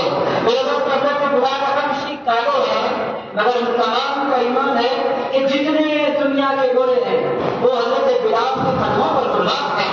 حضرت بلال کیا ہے تو باہر عزیز دوستو، دونوں کے چہرے بڑے نور، بڑے روشن، بڑے تابناک۔ کشتی والا بیچارہ کشتی لا کر اس نے کھڑا کی، دو خوبصورت چہروں کو اس نے دیکھا، بہت ہینڈسم لوگ، حضرت موسیٰ اور حضرت خضر سے اس نے کہا آپ کہاں جانا چاہتے ہیں؟ فرمانے لگے ادھر اس پار۔ تو اس نے کہا تشریف لائیں۔ تو حضرت موسیٰ نے فرمایا کتنے پیسے دے ہوں گے؟ اس نے کہا میں اللہ والوں سے بھی پیسے لوں گا، میں اتنا بڑا گناہگار نہیں ہوں۔ ان لوگوں نے کہا آپ کو کیسے پہچانا؟ کہنے لگے آپ کا چہرہ بتلا رہا ہے کہ آپ اللہ والے ہیں، میں اللہ والوں سے پیسے نہیں لیتا، آپ بیٹھ جائیں، میرے لیے بڑی خوشی کی بات ہے۔ دونوں کشتی میں بیٹھ گئے، عزیزان گرامی اللہ نے کشتی چل پڑی۔ اب آگے جب کشتی چل پڑی، آہستہ حضرت خضر علیہ السلام نے نکالا چاقو نکالا، موسیٰ علیہ السلام سے بغیر چاقو اچانک حملہ تو نہیں کریں گے، عزیزان گرامی اللہ نے چاقو نکالا۔ اب حضرت موسیٰ دیکھ رہے کر کیا رہے ہیں، چاقو کو چلانے والا آگے چلا رہا ہے، کشتی لکڑیوں کے ذریعے چلائی جاتی ہے، وہ کشتی کو بیچارہ محنت سے چلا رہا ہے۔ موسیٰ علیہ السلام نے خنجر اٹھایا، دیکھتے ہی دیکھتے خنجر کھوپ دیا کشتی میں، اس میں سوراخ پڑ گیا۔ اب کشتی میں سوراخ پڑے تو کشتی ڈوبے گی، بڑے مسائل پیدا ہوں گے۔ موسیٰ علیہ السلام پریشان ہو گئے، قصہ کیا ہے؟ اب حضرت موسیٰ علیہ السلام سے بہانے گئے، حضرت موسیٰ علیہ السلام پیغمبر ہے، ایک بندہ فری میں آپ کو بٹھا رہا اپنی کشتی میں، آپ اس کی کشتی کو اٹھا رہے ہیں، کہاں سے پیغمبر کو برداشت ہو سکتا ہے؟ حضرت موسیٰ علیہ السلام نے فرمایا اے خضر تم نے اپنے ہاتھ پر دھر رکھی۔ حضرت خضر علیہ السلام نے فرمایا میں نے آپ سے پہلے ہی کہا آپ میرے ساتھ صبر نہیں کر سکتے، چلیے آپ اپنا راستہ لیجیے، میں اپنا راستہ۔ میرے ساتھ مت بولو، کہنے لگے میں پہلے ہی بولا کہ آپ اگر میرے ساتھ رہنا چاہتے ہیں اعتراض آپ نہیں کریں گے، کہنے لگے ایک چانس مجھے اور دے دو پھر کچھ نہیں بولوں گا۔ بہرحال وہ کشتی جیسے تیسے کنارے پہنچ گئی۔ اب حضرت موسیٰ علیہ السلام کے دل میں تو آ گیا ان کی حرکت غلط ہے، یہ کام ان کو نہیں کرنا چاہیے، اللہ بیچارے نے فری میں بٹھایا اور اس کی کشتی انہوں نے پھاڑ دی، دل میں آ گیا بول نہیں سکتے۔ اب آگے بڑھے جا رہے ہیں، بہت سے بچے کھیل رہے ہیں، حضرت خضر علیہ السلام حضرت موسیٰ کے ساتھ چلتے چلے جا رہے ہیں۔ اس لیے کہتے ہیں کہ اللہ والوں کے کام بہت سی مرتبہ ہماری سمجھ میں نہیں آتے، اللہ والوں کی باتیں بہت سی مرتبہ ہماری سمجھ میں نہیں آتے، مگر اللہ والوں کو ہوتے ہیں ان کے کام بھی ان کے ہو جانے۔ بہت خوبصورت سے بچے کھیل رہے ہیں، حضرت خضر علیہ السلام آہستہ بڑھے، 6-7 سال کا بچہ تھا، اس کا ہاتھ پکڑا تو حضرت موسیٰ ساتھ میں دیکھ رہے ہیں، آہستہ اس کو کولے میں لے گئے۔ اب حضرت موسیٰ غور سے دیکھا کیا ہوگا، پھر چاقو نکالا، جو ہی چاقو نکالا حضرت موسیٰ کے بڑے جلالی پیغمبر آپ خنجر کا ٹھڑائی کرنا شروع ہے۔ اتنا آپ لوگوں کو پتا ہے کہ حضرت موسیٰ علیہ السلام مشکات میں ہے، حضرت موسیٰ علیہ السلام کے پاس روح نکالنے کے لیے کون سا فرشتہ آتا ہے؟ اسرائیل علیہ السلام۔ آپ کو کچھ بھی آنسر نہیں کرنا چاہیے، کون آتے ہیں؟ اسرائیل علیہ السلام۔ آپ لوگوں میں کہیں جبریل نہ بول دوں، اس وقت کیا کرنا ہے مجھے الٹے نام کیوں نہ ہو جائے۔ اسرائیل علیہ السلام آتے ہیں، ہر ایک کے پاس روح نکالنے کے لیے آتے تھے۔ موسیٰ علیہ السلام کے پاس جا کے حضور فرماتے ہیں، مشکات کی حدیث ہے کتاب العدد میں، حضرت موسیٰ علیہ السلام کے پاس روح نکالنے کے لیے اسرائیل علیہ السلام آئے، قریب آئے، ہاتھ ڈالا، روح نکالی کہاں سے جاتی ہے؟ روح سب سے پہلے نکلتی ہے انسان کے پیر سے، پیر سے روح کے نکلنے کا آغاز ہوتا ہے۔ انسان فیل کرنے لگتا ہے کہ میری روح نکلنی شروع ہو گئی، مگر زبان پر تالا پڑ جاتا ہے، انسان بول نہیں پاتا۔ حضرت موسیٰ علیہ السلام کے قدم پر انہوں نے اپنا ہاتھ ڈالا، روح نکالنے کے لیے جو ہی ہاتھ ڈالا، حضرت موسیٰ علیہ السلام کی جسم سے روح نہیں نکلی تھی، اٹھ کر بیٹھے۔ اسرائیل علیہ السلام سے ملاقات خیر میں کے اٹھ کر بیٹھے ہیں، ہاتھ اٹھایا، ڈھیلا کیا، ایسا پچکڑ مارا حضرت اسرائیل علیہ السلام کو کہ حضرت اسرائیل علیہ السلام کے آنکھ کا جو ڈھیلا ہوتا ہے نکل گیا ہے، آنکھ بھٹکنے لگی، پریشان ہو گئے۔ اسرائیل علیہ السلام سب کی روح نکال لیتے ہیں، ان کی آنکھ ٹوٹ گئی، بحران ہو گئے، پریشان ہو گئے، اللہ کی بارگاہ میں حضور مولا عجیب کیس ہے، سب کی جان میں لیتا ہوں، ایسے بندے کے پاس تم نے بھیجا میری جان لینے کے لیے تیار۔ اللہ پاک نے فرمایا اے اسرائیل تم نے کیا کیا؟ کہنے لگے اسی طرح سب کی روح جس طرح نکالتا ان کی نکالنے کا ارادہ کیا۔ اللہ پاک نے فرمایا اسرائیل تم جانتے نہیں وہ جلال والے پیغمبر ہے، اے اللہ میں کیا کروں؟ ارشاد فرمایا ایک کام کرو، باہر لے جاؤ، موسیٰ کے پاس پیش کرو اور جا کر ان سے کہنا آپ اس گائے پر ہاتھ پھیر دیں، جتنے بار آپ کے ہاتھ کے نیچے آئیں گے اتنے سال اللہ آپ کی عمر میں اضافہ کر دے گا۔ جا کر بولو اس طرح، گائے لے کر پھر آدمی ڈرتے ڈرتے پھوٹی آنکھ کے ساتھ حضرت موسیٰ نے جو نے کہا اسرائیل کیوں آئے؟ سرکار میں آیا نہیں اللہ نے بھیجا ہے، کیا بولنا ہے بولو۔ سرکار بات یہ تھی گائے لے کر آئے ہو، ہاتھ پھیر دیجیے، جتنے بار آئیں گے اتنے سال اللہ آپ کی عمر میں اضافہ کر دے گا۔ تو حضرت موسیٰ علیہ السلام نے فرمایا اس کے بعد کیا ہوگا؟ سرکار میں کیا بولوں، ایک آنکھ پہلے سے بھی، پھر اس کے بعد کیا ہوگا؟ دوسری آنکھ بھی چلی جائے گی۔ سرکار بول نہیں سکتا، سمجھ جائیں۔ ارشاد فرمایا اے اسرائیل بات یہ ہے کہ میں مرنے سے کوئی ڈرتا نہیں. مجھے اتنا اس بات کا خیال ہوا کہ تم نے مجھ پر ہاتھ ڈالا اجازت کے بغیر. اگر اسی طرح میرے بعد نبیوں کے سردار آنے والے ہیں, ان پر اگر تم ہاتھ ڈالو گے نا ایمان چلا جائے گا. میں تمہیں ادب سے کرانا چاہتا تھا.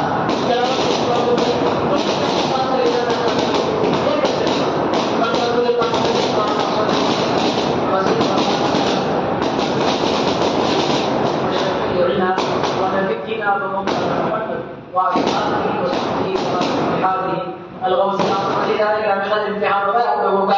ایک طرف آپ لوگ بیٹھے ہوئے, ایک طرف پٹاخے, ایک دھوپ ہے, دیوالی کی طرف لوگوں کی ہے, یہاں عاشقوں کی عید ہے.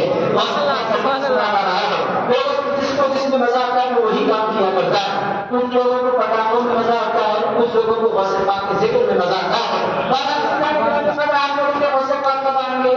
ہمارے صبر کا امتحان آپ نے لے. میں تیزی سے بات پتا کر رہا ہوں. اتنی بات آپ سمجھیں کہ موسیٰ علیہ السلام ہے بڑے جلالی. ایک مثال میں نے آپ کی خدمت میں عرض کر دی. اب میں قرآن سے سنا ہوں موسیٰ علیہ السلام کے اوپر پوری قدر موسیٰ علیہ السلام ہو جائے گی اور سرکار کا مجھے ذکر کرنا ہے. بارہ عزیزان گرامی پر ایک بچے کو پکڑا, بازو میں گئے, چاقو نکالا. جو ہی چاقو نکالا, اب حضرت موسیٰ علیہ السلام سے رہا نہیں جا رہا, چونکہ اللہ کے جتنے پیغمبر ہیں وہ بچوں سے بہت پیار کرتے ہیں. بچوں سے اللہ والوں کو بڑا پیار ہوتا ہے. حضور بہت چاہتے تھے بچوں کو. آپ لوگ جانتے ہیں انبیاء, اولیاء, صلحاء, یہ بچوں سے, کیونکہ بچے دل کے بہت سچے ہوتے ہیں, کھڑے کھڑے ہوتے ہیں, شرارتیں کرتے ہیں, مگر ان کے دل میں شرارت نہیں ہوتی, بدماشی نہیں ہوتی. اچھلنا, کودنا, شرارت کرنا, بھاگنا ان کی طبیعت ہوتی ہے. تو حضرت موسیٰ علیہ السلام اپنے بچے کو دیکھا, چھوٹا سا بچہ ہے, خوبصورت سا بچہ, چاقو نکل گئی. اب رہا نہیں جا رہا, کیا ہوگا؟ دیکھتے دیکھتے چاقو نکالا اور بچے کے پیٹ میں کھوپ دیا. حضرت خضر نے جو ہی چاقو مارا, اب جلال حضرت موسیٰ کا پورے عروج پر پہنچ گیا. کہنے لگے اے خضر سمجھ کیا رہے ہو؟ لیکن میں وہی کر رہا ہوں جو مجھے کرنا ہے. کہنے لگے آپ نے انتہائی بڑا کام کیا, بچہ مر جائے گا. بچہ مر گیا, نازک سا بچہ پڑ پڑا ختم ہو گیا. حضرت موسیٰ علیہ السلام سے رہا نہیں جا رہا تھا. کہنے لگا آپ بہت فرق کیا. حضرت خضر نے فرمایا میں نے آپ سے پہلے کہا میرے ساتھ نہیں کر سکتے, چلے جائیے آپ اپنی جگہ, میں اپنی جگہ. ارے یہ کیا ہے؟ کہنے لگے بس بات اتنی ہے. حضرت موسیٰ علیہ السلام نے کہا ان کے پاس علم ہے, مجھے لینا ضرور ہے, اور مجھے اپنے نظر کو کنٹرول کرنا ہوگا. کہنے لگے ایک آخری چانس دے دو. حضرت خضر نے فرمایا کہ آپ کا یہ آخری چانس ہے, اس کے بعد آپ کو کوئی چانس ملنے والا نہیں. بچہ ترقتا رہ گیا, دونوں آگے بڑھ گئے. آپ لوگوں کو خراب دکھ رہا ہے, چھوٹے سے بچے کی جان رہی ہے, آپ لوگوں کے بھی سمجھ میں نہیں آئے گا. تھوڑا سا صبر کرنے رزلٹ آئے گا آپ کے سامنے. آپ لوگوں کو اتنا خراب دکھ رہا ہے, خضر علیہ السلام بچے کے ساتھ رہے, ایسا آپ کو دکھ رہا ہے, بے وجہ نہیں ہوتا.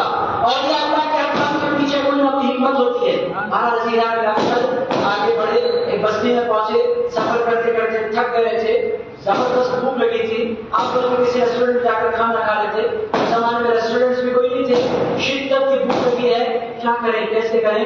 ہم لوگ مہمان بنائے تو کھانا ملے گا. مختلف دروازوں پر گئے, ہم اللہ والے ہیں, کھانا کھلاتے ہمیں. ہر ایک بندہ کہتا آپ جو کھانا نہیں کھائیں گے, نہیں کھلائیں گے, نہیں کھلائیں گے. پورا قرآن میں میں کو سنا رہا ہوں. آخرکار حضرت خضر علیہ السلام شہر کے باہر نکلنے لگے. بھوک کی شدت ہے, اس نے ایک دیوار گرتی ہوئی رکھا, پرانی ہو گئی ہے, دیوار گر رہی ہے. حضرت خضر علیہ السلام نے موسیٰ علیہ السلام سے فرمایا ارے مجھے کو دیوار گر رہی ہے. حضرت موسیٰ علیہ السلام نے فرمایا دیوار گری تو میں کیا کروں. ارشاد فرمایا ابھی ملکیں لانی ہے, گاڑا لانا ہے, اور بنانا ہے, اور دیوار کھڑی کرنی ہے. حضرت موسیٰ علیہ السلام کو کھانا نہیں ملا بستی والے, ہم ان کی دیوار بنائے. آپ کا مذاق کر رہے ہیں. کہنے لگے آپ میرے ساتھ شریک ہو جانا, ہوں میں تو دیوار بنا کے دوں گا. گئے پھر وہ اینٹیں لائی, پھر وہ گچی ملائی, بالکل مزدور کی طرح کام کیا, اور وہ دیوار پوری توڑ کر دیوار اٹھائی, اس دیوار سے لگا کر حضرت موسیٰ علیہ السلام سے اب آ گئے. کہنے لگے بھائی آپ کا علم مجھے نہیں چاہیے, اب مجھے سبق نہیں ہو رہا ہے, اب مجھے جانے دیں. حضرت موسیٰ علیہ السلام سے حضرت خضر نے فرمایا جانے سے پہلے اتنا تو سن لے کہ میں نے یہ سارے کام کیے. کہنے لگے بتا دے ضرور, ورنہ میرے دل میں آپ کے لیے برائی آ رہی ہے. کہنے لگے میں تینوں باتیں آپ کو سنا دیتا ہوں.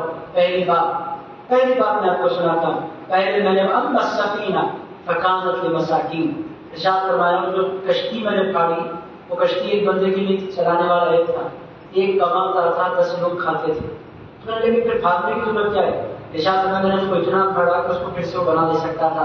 اگر آپ بھی دیکھ رہے تھے, اگر اس کی کشتی سلامت رہتی تو بادشاہ آگے تھا, وہ اچھی کشتیاں پورے کی پوری لوگوں سے چھین رہا تھا. پھٹی ہوئی کشتی دیکھ کر اس نے چھوڑ دیا, اور اس نے کشتی کو بنا لیا، اس کی زندگی چلتی رہی۔ اگر میں کشتی پھاڑتا نہیں تو پھر اس کا خاندان بھوکا رہ جاتا۔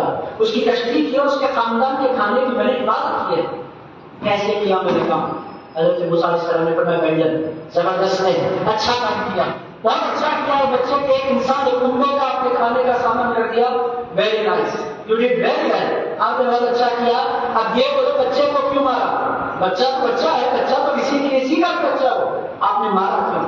حضرت عیسیٰ علیہ السلام نے فرمایا وَأَمَّا الْغُلَامُ فَكَانَ أَبَوَاهُ مُؤْمِنَيْنِ، ارشاد فرمایا اے موسیٰ علیہ السلام، یہ جو بچہ ہے اس بچے کے ماں اور باپ دونوں ایمان والے ہیں، اور اس بچے کی پیشانی پر میں نے دیکھا کہ اس کی پیشانی پر کفر لکھا ہوا ہے، اور میں یہ جانتا تھا کہ یہ ماں باپ کا ایک لوتا بیٹا ہے، اگر یہ بڑا ہو جائے گا اس کی معرفت میں اس کے ماں باپ کی ایمان چھوڑ کر کافر ہو جائے گا۔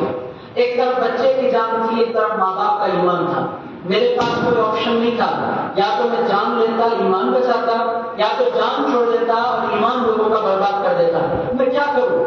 حضرت موسیٰ علیہ السلام نے فرمایا خیر بچے کی جان گئی، ایمان تو بچ گیا دو لوگوں کا، بہت اچھا ہے، ماں باپ کا ایمان بچ گیا، بہت اچھا کیا آپ نے۔ وہ دیوار کیوں بڑا اتنا بولو، کھانا نہیں کھلا کرو، آپ دیوار کھا تو پھر رہا ان کی کہنے لگے وَأَمَّا الْجِدَارُ فَكَانَ لِغُلَامَيْنِ يَتِيمَيْنِ فِي الْمَدِينَةِ، اے موسیٰ علیہ السلام بات یہ ہے کہ وہ جو دیوار ہے وہ دو یتیم بچوں کی دیوار ہے، اور اس کے نیچے اس کے داداؤں نے خزانہ رکھا، ان دو بچوں کے داداؤں نے، دیوار گرتی خزانہ نکلتا تو گاؤں والے خزانہ لوٹ لیتے، وہ بڑے ہوں گے جب تک دیوار قائم رہے گی، اور میں بچوں کو بلا کر بول کر جا رہا ہوں جب جوان ہو جانا دیوار گرانا اور زمین کھودنا، خزانہ تمہیں مل جائے گا، تمہارے باپ دادا کا خزانہ۔ اگر میں وہ دیوار نہیں بناتا تو بستی والے خزانہ لوٹ لیتے، کیا میں نے اچھا نہیں کیا دیوار بنا کر؟ حضرت موسیٰ علیہ السلام نے فرمایا آپ نے تینوں کام اچھے کیے، کچھ اور بھی مجھے اپنے ساتھ رہنے کا موقع دیں۔ کہنے لگے آپ نے وہ موقع گنوا لیا، اتنا بچہ تو بچوں سے بجا رکھے ہوئے، ارشاد فرمایا بچوں سے میرا لینا دینا کچھ بھی نہیں ہے، وَكَانَ أَبُوهُمَا صَالِحًا، بات یہ ہے کہ بچوں کا جو باپ ہے وہ اللہ کا نیک بندہ تھا، وہ چونکہ نیک تھا تو مجھے ان کے بچوں سے پیار ہو گیا۔ اسی لیے آپ دیکھیں گے آپ کس سے پیار کرتے ہیں، میں جانتا ہوں کہ اس رات نہیں کہ پیار کیا جائے، محبت کی جائے، میں جانتا ہوں یہ محبتیں مجھے دیکھ کر نہیں ہوا کرتی، سرکار راوانی کو دیکھ کر ہوا کرتی ہے۔ یہ ہم نے کس سے سیکھا؟ یہ ہم نے سیکھا حضرت خضر علیہ السلام سے، فرمایا وہ نہیں ہے مگر اس کا باپ، اور مفسرین نے کہا اس کے 7 لوگ زیادہ نیک تھے، باپ 7 پشتوں پر نیک ہو تو 7 نسلوں تک اولاد کو برکت نصیب ہوتی رہتی ہے۔ یہ ہے کس سے یہاں پر حضرت خضر کا قصہ ختم ہو گیا، موسیٰ علیہ السلام جدا ہو گئے، آپ کے صبر کا امتحان بھی ختم ہو گیا۔ اب عزیزان گرامی قدر آئیے غوث الاعظم دستگیر کی بارگاہ میں چلتے ہیں، بڑے پیر غوث الاعظم دستگیر کیا ارشاد فرماتے ہیں۔ اب یہ ہو گیا حضرت موسیٰ حضرت خضر، حضرت خضر نے حضرت موسیٰ سے فرمایا تھا انک لن تستطیع معی صبرا، اے موسیٰ آپ میرے ساتھ صبر نہیں کر سکتے، یہ آپ لوگوں نے سن رکھے ان کے کلمات۔ اب یہ ہے وہ ہو گیا بنی اسرائیل کا دور، اب رسول اللہ کا دور آیا ہے۔ عزیزان گرامی قدر امت محمدیہ کی عروج کا دور آیا ہے۔ عزیزان گرامی قدر بلال جب اپنے کمال کو پہنچی وہ مبارک دور آیا ہے، عزیزوں سے خاصا مبارک دور آیا۔ آپ تمام دیکھتے ہیں ہر زمانے میں 317 ولی ہوتے ہیں، ہر زمانے میں 317 اولیاء ہوتے ہیں، 317 اس سے بڑھ کر ولی نہیں ہوتے۔ دنیا میں کروڑوں اربوں کھربوں انسان ہوں گے مگر اللہ کے ولی ان میں سے 317 ہوا کرتے ہیں، یہ اللہ کا بنا ہوا قانون ہے۔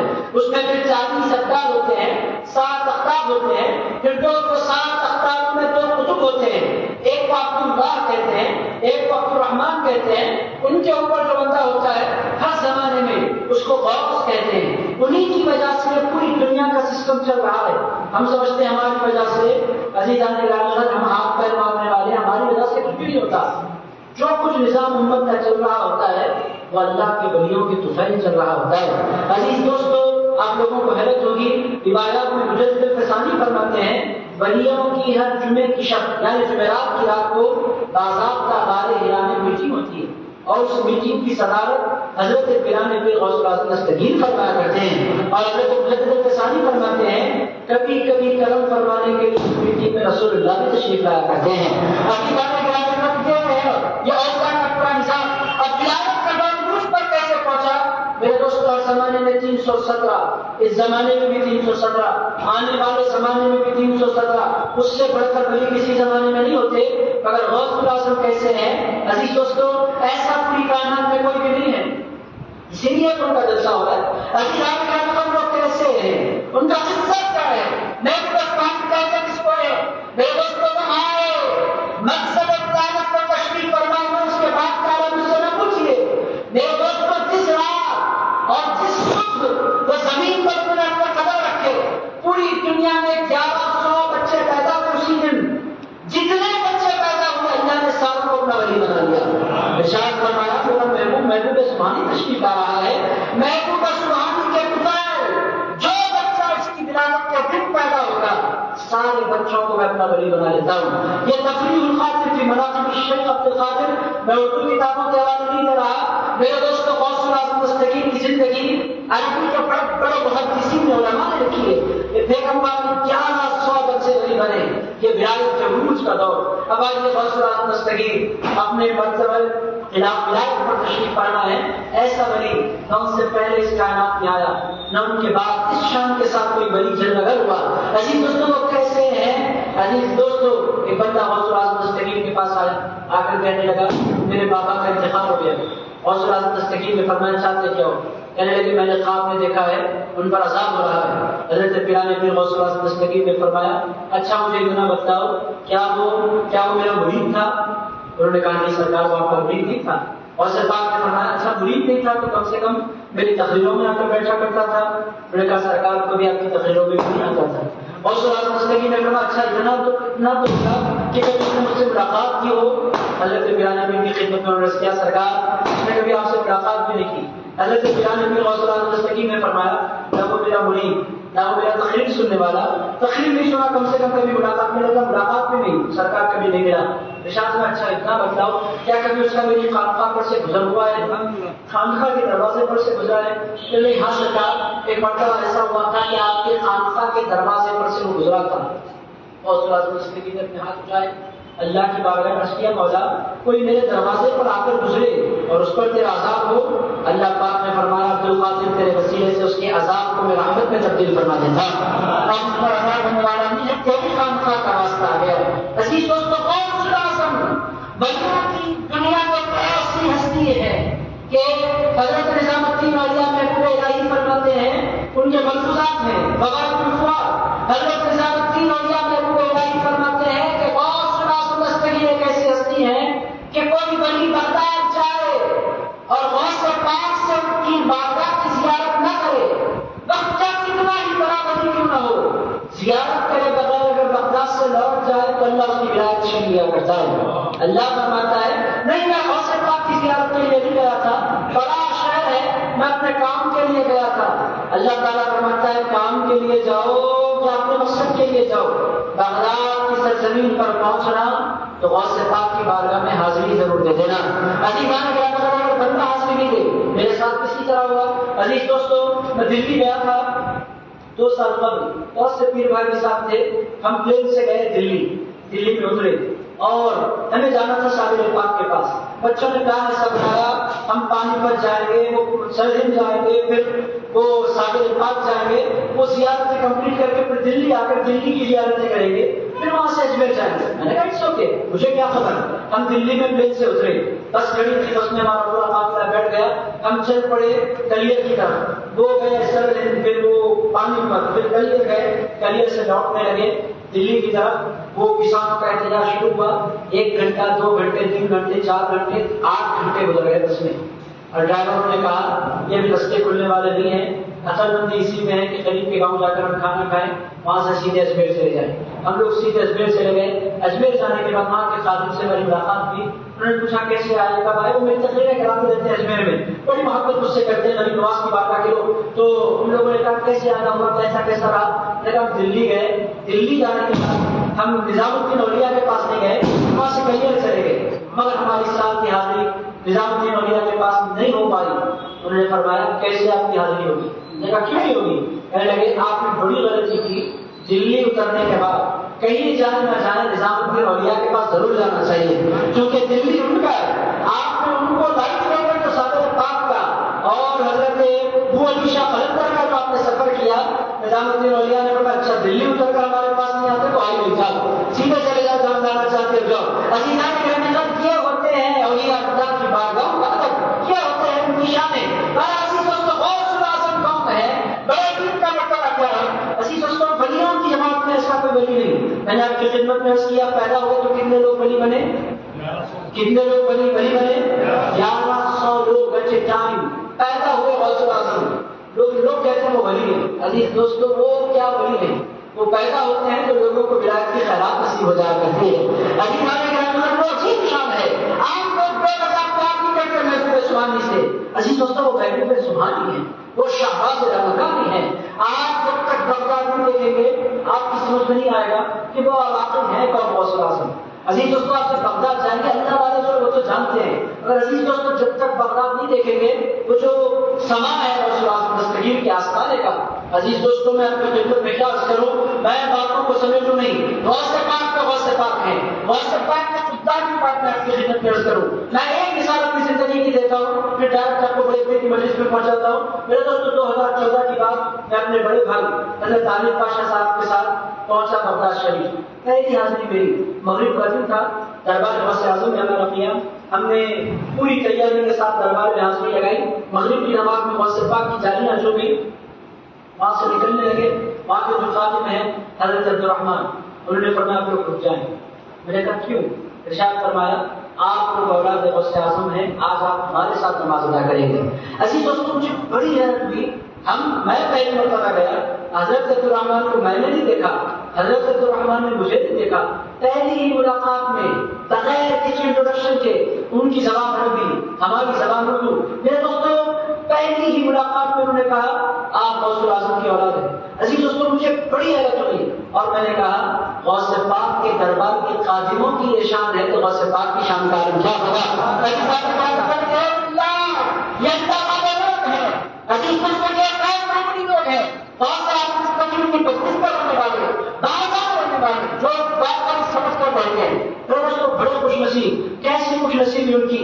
عزیز دوستوں، میں آپ کی خدمت میں کر رہا تھا کہ غوث اعظم ولیوں کی جماعت میں منفرد، ایسی کوئی اصلی ولیوں کی جماعت میں نہیں. میں اس کر رہا تھا حضرت خضر کی بات. اب آئیے غوث پاک کو ان کی تقریر کے منصب پر دیکھتے ہیں. غوث پاک تقریر کرنے کے لیے بیٹھے ہیں اور 70,000 سے زائد لوگ بیٹھے ہیں. حضرت پیرامڈ میں دستگیر بیٹھ کر تقریر کر رہے ہیں. اوپر سے بہت اوپر سے حضرت خضر علیہ السلام نے ٹرائی کیا. کیوں کیا؟ آپ بولیں گے کہ جس طرح اوپر کا جو ویو آتا ہے، ایریل ویو، اوپر کا جو ویو ہوتا ہے وہ بڑا خوبصورت ہوتا ہے. اور اللہ کے ولیوں کو اللہ نے اتنا دی ہے کہ زمین پر بھی چلے، آسمان پر بھی اڑے، ان کے لیے کوئی حیرت کی بات نہیں. تو حضرت خضر علیہ السلام نے چاہا زمین سے تو میں نے بار بار یہ منظر دیکھا ہے، ذرا اوپر سے دیکھیں کیسی دکھتی ہے غوث پاک کی مجلس. ان کے دل میں بات پیدا ہوئی تو انہوں نے فلائی کیا. کہاں فلائی کیا نہیں پتا، اوپر ہو گئے اور اوپر جا کر ہوا سے اس پوری مجلس کو انہوں نے دیکھنا شروع کیا، جائزہ لینا شروع کیا. حضرت پیرانے کے تقریر کرتے کرتے رکے. رکنے کے بعد یا اسرائیلی ارشاد فرمایا اے اسرائیلی رک جا. حضرت خضر علیہ السلام ہوا میں رکے. ارشاد فرمایا اے خضر اتر جا. حضرت سیدنا خضر علیہ السلام اتر گئے. حضرت خضر علیہ السلام کو اپنے پاس بلایا، بٹھایا. ارشاد فرمایا انک قلت لموسیٰ انک لن تستطیع معی صبرا. اے خضر، تم نے موسیٰ علیہ السلام سے کہا کہ اے موسیٰ میری بات پر صبر نہیں کر سکتے. انی قلت لک انک لن تستطیع معی صبرا. ارشاد فرمایا اے خضر، تمہارے پاس جو علم تھا وہ دیگر پیغمبروں کا علم تھا، میرے پاس جو علم ہے وہ محمد رسول اللہ کا علم ہے. اے خضر، تم نے موسیٰ سے کہا تھا کہ تم میری بات پر صبر نہیں کر سکتے، میں تم سے کہتا ہوں کہ تم میرے راست پر صبر نہیں کر سکتے. حضرت خضر علیہ السلام نے کہا بات نہیں سب آپ بولتے ہیں، آپ بھی بولا کرتے حضور کا کرم بولا کرتا ہوں. عزیز دوستو، یہ ہے حضرت پیران پیر روشن ضمیر غوث الاعظم دستگیر. میرے دوستو، ہماری ذمہ داری کیا ہے؟ بنیادی بات یہی ہے کہ لوگ غوث پاک سے آپ کو دور کرنے کی کوشش کریں گے. میرے دوستو، کائنات چھوڑے اور سے اعظم دستگیر کا دامن نہ چھوٹے۔ میرے دوستو، جس کو بڑے پیر مل گئے آپ سمجھ لیں کہ اس کو ایمان مل گیا اور جو وہاں سے پاک سے دور ہو گیا۔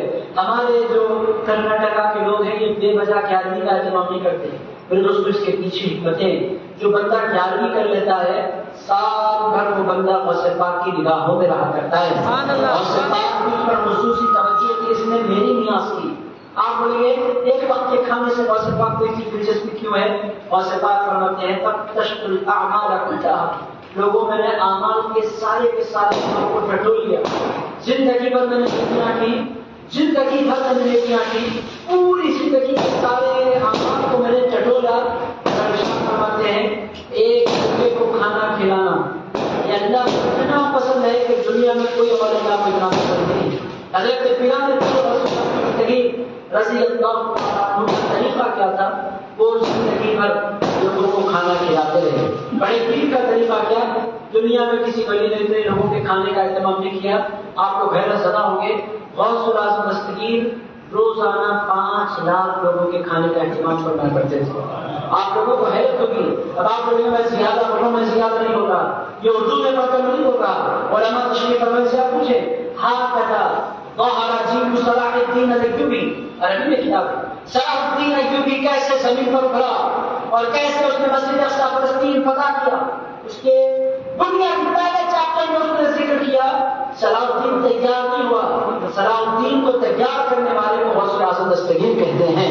ارشاد فرماتے ہیں صلاح الدین ایوبی کی فوج تیار کرنے والا غوث الاعظم کا طریقہ کیا تھا؟ 5 لاکھ لوگ روزانہ کھانا کھاتے تھے۔ اور عزیز دوستوں، آپ کو حیرت سے سنیں گے غوث الاعظم دستگیر کے پاس پکانے والے جو باورچی تھے ان کی تعداد 2000 تھی۔ 2000 باورچی کام کرتے تھے غوث الاعظم دستگیر کے لنگر میں۔ اور آتے کہاں سے تھے لوگ؟ دوستو، اس زمانے میں مختلف علاقوں میں مختلف فوجیں مسلمان قبیلوں پر حملہ کرتی۔ آپ وہ قبیلے اور عوامل کو سمجھنا چاہتے ہیں تو پھر ارطغرل دیکھیں، پوری چیزیں آپ کی سمجھ آ جائیں گی۔ لاک ڈاؤن میں بہت سے لوگوں نے دیکھ رکھا ہے قبیلے کیسے ہوتے ہیں، سردار کیسے ہوتے ہیں، قبیلے بستے کیسے ہیں، ان کے جرگے کیسے ہوتے ہیں، ان کی محفلیں کیسی ہوتی ہیں، اٹیک کیسا ہوتا ہے، منگول کیسے آتے ہیں، حملے کیسے ہوتے ہیں، سب آپ لوگوں کو پتا ہے۔ وہ نہیں دیکھتے تو سمجھ میں نہیں آتا۔ آپ بولیں کہ آپ بھی دیکھے ہوئے؟ ہاں، لاک ڈاؤن چل رہا تھا، سب فرصت میں تھے تو میں نے بھی بہت کچھ دیکھا۔ دن تک بہت تھا اور اس میں جو سب سے خوبصورت کیریکٹر تھا وہ محی الدین ابن عربی کا کیریکٹر تھا۔ ان کی جب مجلس سجتی تھی تو ایسا محسوس ہوتا تھا کہ مزار صاحب پرانے دور میں چلے گئے ہیں، وہ ابن عربی ایکٹر ہیں، جلدی ہیں، پر تھا بڑا زبردست وہ قصہ۔ میرے دوستوں، باہر آپ کو قبیلے لٹتے تھے، جب بھی کوئی قبیلے پر بندوقوں کا حملہ ہوتا قبیلہ لٹ جاتا، عورتیں بچے بوڑھے سب کے سب پناہ لینے کے لیے کہاں آتے؟ کہیں اور نہیں جاتے، بغداد غوث پاک کی خانقاہ میں حاضری دیتے۔ 5 لاکھ لوگوں کے رہنے کا، کھانے کا، پڑھنے کا انتظام غوث پاک خود فرمایا کرتے تھے، پورے بچوں کو فری تعلیم دیتے۔ عزیز دوستو، یہ ہے حضرت پیران پیر روشن ضمیر غوث الاعظم دستگیر۔ میرے دوستوں، میں نے آپ کی خدمت میں کیا کہ غوث پاک کو کھانا کھلانا بہت پسند ہے، اسی لیے 11ویں کرو تو کھانا کھلاؤ۔ کھانا کھلاؤ تو کیسے؟ چکن پر بھی ہو سکتی ہے 11ویں، بالکل ہو سکتی ہے۔ عزیزان گرامی قدر، اگر بہترین 11ویں کون سی ہے؟ وہ 11ویں بہترین ہے جس میں بکرا بنے، کیونکہ بکرے کا گوشت مزیدار بھی ہوتا ہے، طاقت بھی ہوتی ہے اور آپ جانتے ہیں اس کے فوائد بہت ہیں۔ تو عزیز دوستوں، اچھی 11ویں کون سی ہے؟ جس میں بکرا کاٹا جائے، اہتمام سے کھانا کھلایا جائے۔ کھانا کھلانے سے کیا ہوتا ہے؟ غوث الاعظم دستگیر فرماتے ہیں میرے نزدیک 1000 جامع مسجد بنانے سے بہتر ہے۔ آپ ان الفاظ کو غور سے سنیں، غوث الاعظم دستگیر فرماتے ہیں 1000 جامع مسجد بنانے سے بہتر یہ ہے کہ ایک بھوکے کو ایک وقت کا کھانا کھلا دیا جائے۔ ارشاد فرماتے ہیں اللہ کو مسجد کی ضرورت نہیں ہے، بندے کو کھانے کی ضرورت ہے۔ اللہ مسجد کا محتاج نہیں ہے، بندہ اپنے جو کرے اس کے لیے سعادت ہے، اللہ اس کو یہ خیر فرمائے گا۔ مگر جو بندہ بندوں کا خیال رکھتا ہے وہ اللہ کے پاس بڑا محبوب ہوتا ہے، وہ بڑا۔ اب آپ مسجد کے جس سے میں سناتا آپ کو مجھ سے بہتر جانتے ہیں رمضان میں کیسی مسجد میں خدمت ہوتی ہے۔ آپ بولیں گے مجھے کیسے خبر؟ مجھے پوری خبر ہے، شفیع صاحب نے مجھے سب کچھ بتلا رکھا ہے، یہ ہوتا ہے اللہ۔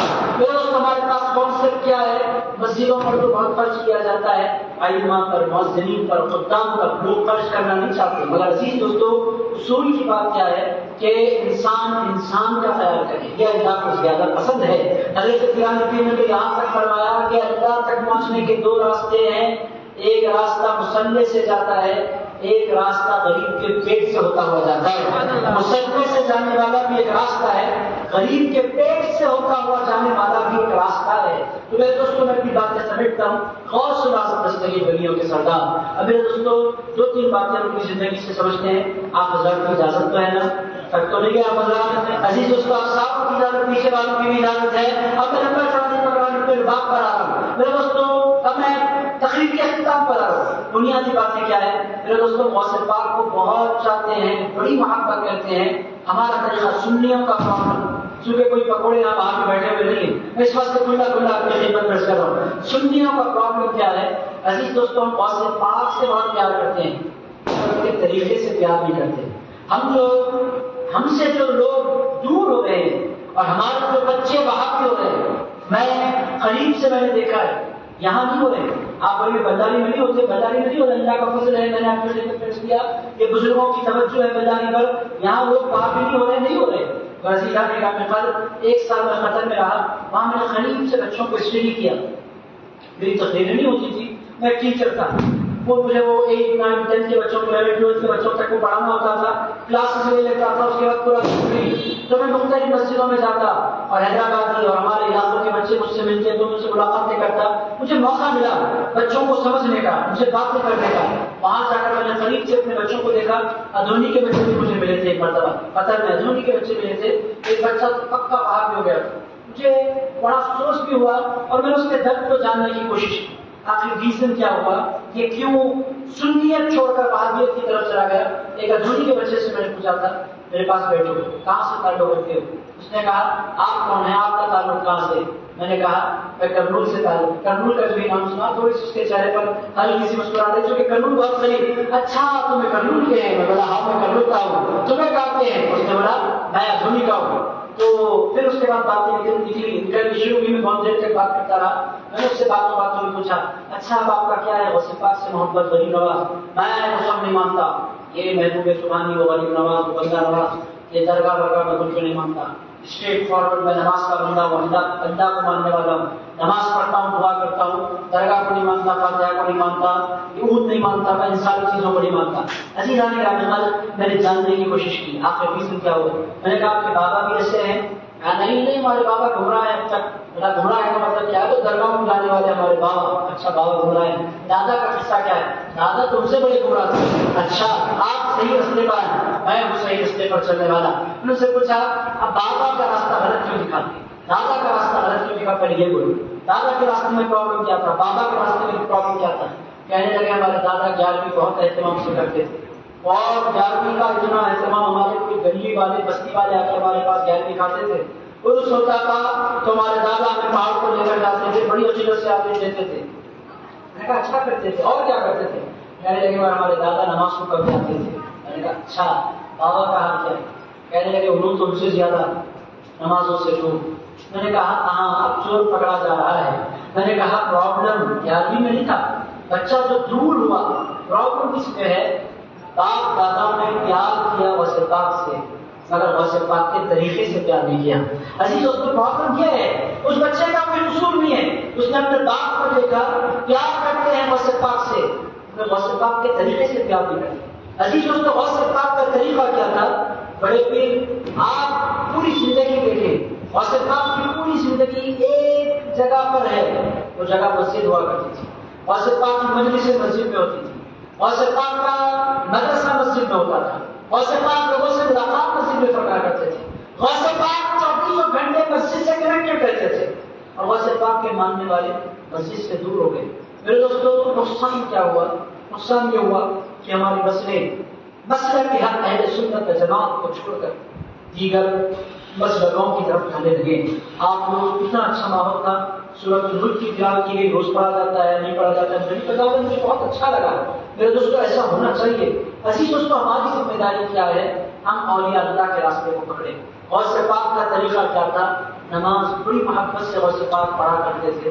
نماز غوث پاک کیسے پڑھا کرتے تھے آپ جانتے ہیں. اجازت ہے تو 2 باتیں اور عرض کر دوں. آپ کو تھک تو نہیں آپ حضرات. عزیزان کرام قدر غوث پاک نماز کیسے پڑھتے تھے؟ شیطان آپ جانتے ہیں سب کو بہکانا اس کا کام.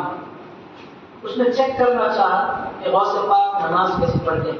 کچھ بھی نہیں کیا. سانپ کی شکل اختیار کی. غوث پاک جہاں نماز پڑھنے کے لیے کھڑے آنکھ باندھ کر اللہ کے ساتھ دوڑ لگائے. غوث پاک کھڑے ہیں. اوپر چھت پر آیا اور چھت پر سے کود گیا غوث پاک. اوپر سے گیا سانپ بڑا ہیبت ناک سانپ. غوث پاک نماز میں بڑے فیل کر رہے ہیں کوئی چیز مجھ پر گری ہے. سانپ تھا. غوث پاک گری نہیں. نماز کنٹینیو ہے. کپڑوں کے اندر داخل ہو گیا. کرتے کے اندر داخل ہو گیا. پیٹ سے باہر نکل کر پھر گلے میں لپٹ دیا غوث پاک کو. غوث پاک ہے کہ اپنی نماز ختم نہیں کرتے. بہت دیر تک بیٹھا رہا وہ سانپ. اس کے بعد غوث پاک سجدے میں گئے. نماز مکمل ہوئی. سانپ کو نکالا ضرور پھینکا. جو ہی بڑے پیٹ میں اس کو نکال کر پھینکا وہ اپنی اصلی شکل میں ظاہر ہو گیا. اس نے کہا اے عبد القادر جیلانی کیا آپ کو سانپ سے ڈر نہیں لگتا؟ کہنے لگے سانپ سے میں کیوں ڈروں؟ سانپ اللہ کی مخلوق ہے اور میں اللہ کی بارگاہ میں کھڑا ہوا ہوں. اللہ اگر مجھے مارنا چاہے تو کوئی بچا نہیں سکتا اور اللہ اگر مجھے بچانا چاہے تو کوئی مجھے مار نہیں سکتا. میں اللہ کے حضور حاضر ہوں. کہنے لگے ہم کو خوف نہیں ہوا. کہنے لگے جو اللہ سے ڈرتا ہے وہ دنیا میں کسی سے نہیں ڈرتا. اس نے کہا میں محض آپ کی نماز کو آزمانے کے لیے آیا تھا. نماز میں انسان عام بندہ مچھر بھی کاٹے تو بے چین ہو جاتا ہے. سانپ گرے تو بھی آپ کو خوف نہیں ہوا. یہ ہے غوث الاعظم دستگیر کی نماز. عزیزان کرام خود دل لگا کر نماز پڑھنے والے. غوث الاعظم دستگیر کی نماز کیسے پڑھتے تھے؟ عشاء کی نماز عشاء کے وضو سے فجر کی نماز پڑھتے تھے بڑے پیر. اور 1 سال 2 سال نہیں پڑھے. اس طرح 40 سال غوث الاعظم دستگیر نے عبادت کی ہے. اور ان کے مریدوں کا حال کیا ہے؟ کتنے ایسے مرید ہیں جو جمعے کو جمعہ مسجد میں نظر آتے ہیں. آج میں فلاں قادری نماز کتنی پڑھتے ہیں؟ میں جمعے کو جمعہ نماز پڑھتا ہوں. عزیزان کرام قدر ہم نے طریقہ چھوڑا حضرت پیران پیر غوث الاعظم دستگیر کا. اس زمانے کی بات میں آپ کو کیا بولوں. اس زمانے میں بھی بڑے پیر کے دربار میں آپ جائیں. میں جس کی بات سمجھتا ہوں اس زمانے میں بھی میں پہلے درجے کی بات میں آپ کے خدمت میں اس کی اب تو ایڈمیشن بھی جا رہا ہے غوث پاک کے پاس. ادھر اذان ہونے لگتی ہے ادھر غوث پاک کا دربار خالی کرا دیا جاتا ہے. ایک بندہ بھی دربار میں نہیں رہ سکتا. ارے میں فاتحہ پڑھ رہا ہوں میں قرآن پڑھ رہا ہوں. ماں کے خاطر کہتے ہیں آپ قرآن بعد میں پڑھیں. فاتحہ بعد. ارے بھائی بھی پڑھنا ہے. پہلے لگتے نہیں پڑھائی کچھ بھی نہیں. پہلے نماز پھر قیام. پہلے نماز پھر زیارت. پہلے اللہ پھر محبوب سبحانی. ایسا نہیں ہو سکتا کہ نماز چھوڑ کر اگر یہ ہمارے ہندوستان کی درگاہ ہے اس نظام کو ڈراپ کریں تو پھر درگاہ سلسلہ بدنام نہیں ہوگا. درگاہ بدنام کی ہوتی ہے. ادھر نماز چل رہی ہے ادھر زیارت. بڑی چھوٹی درگاہ میں ہوتا ہے بڑی درگاہوں میں اس طرح ہوتا ہے.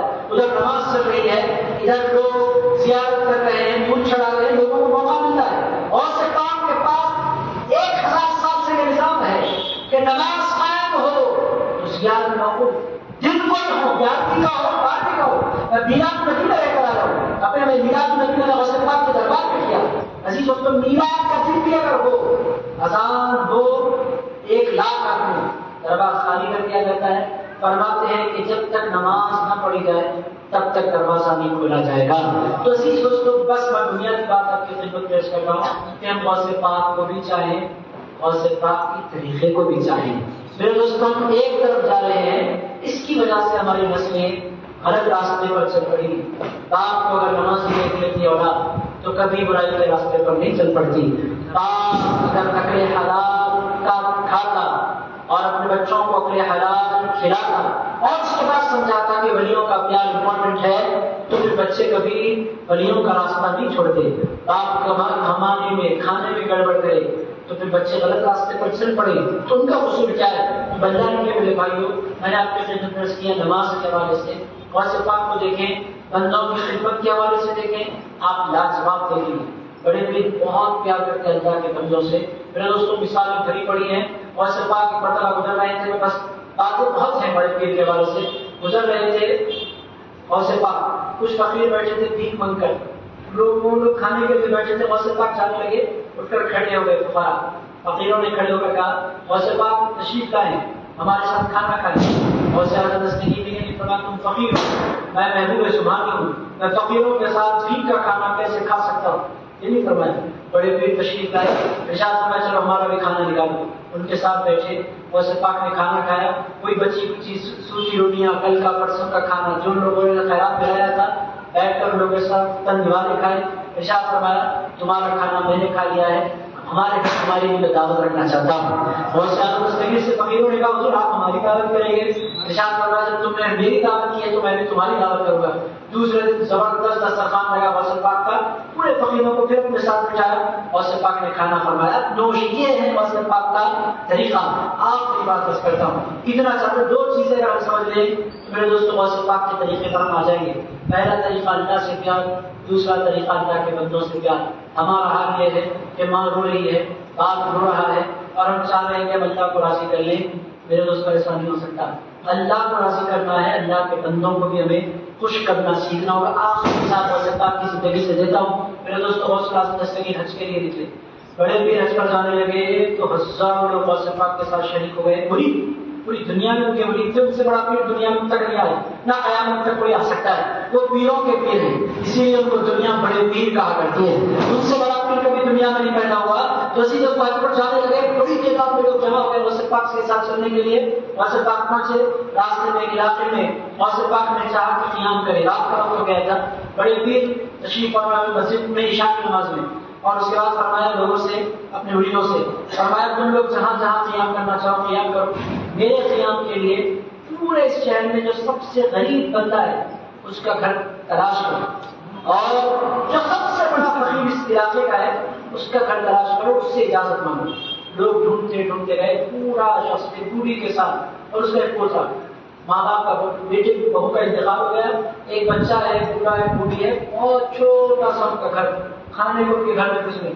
ان لوگوں کے پاس غوث پاک کے وہی پہنچ کر کہنے لگے اے شیخ، اے بوڑھے، کیا محبوب سبحانی غوث الاعظم جیلانی شیخ عبد القادر سے واقف ہو؟ ان کا بہانات والے بڑے پیر کہنے لگے ہاں جانتے ہو؟ بوڑھے اور بوڑھی کا ہم اچھی طرح جانتے ہیں۔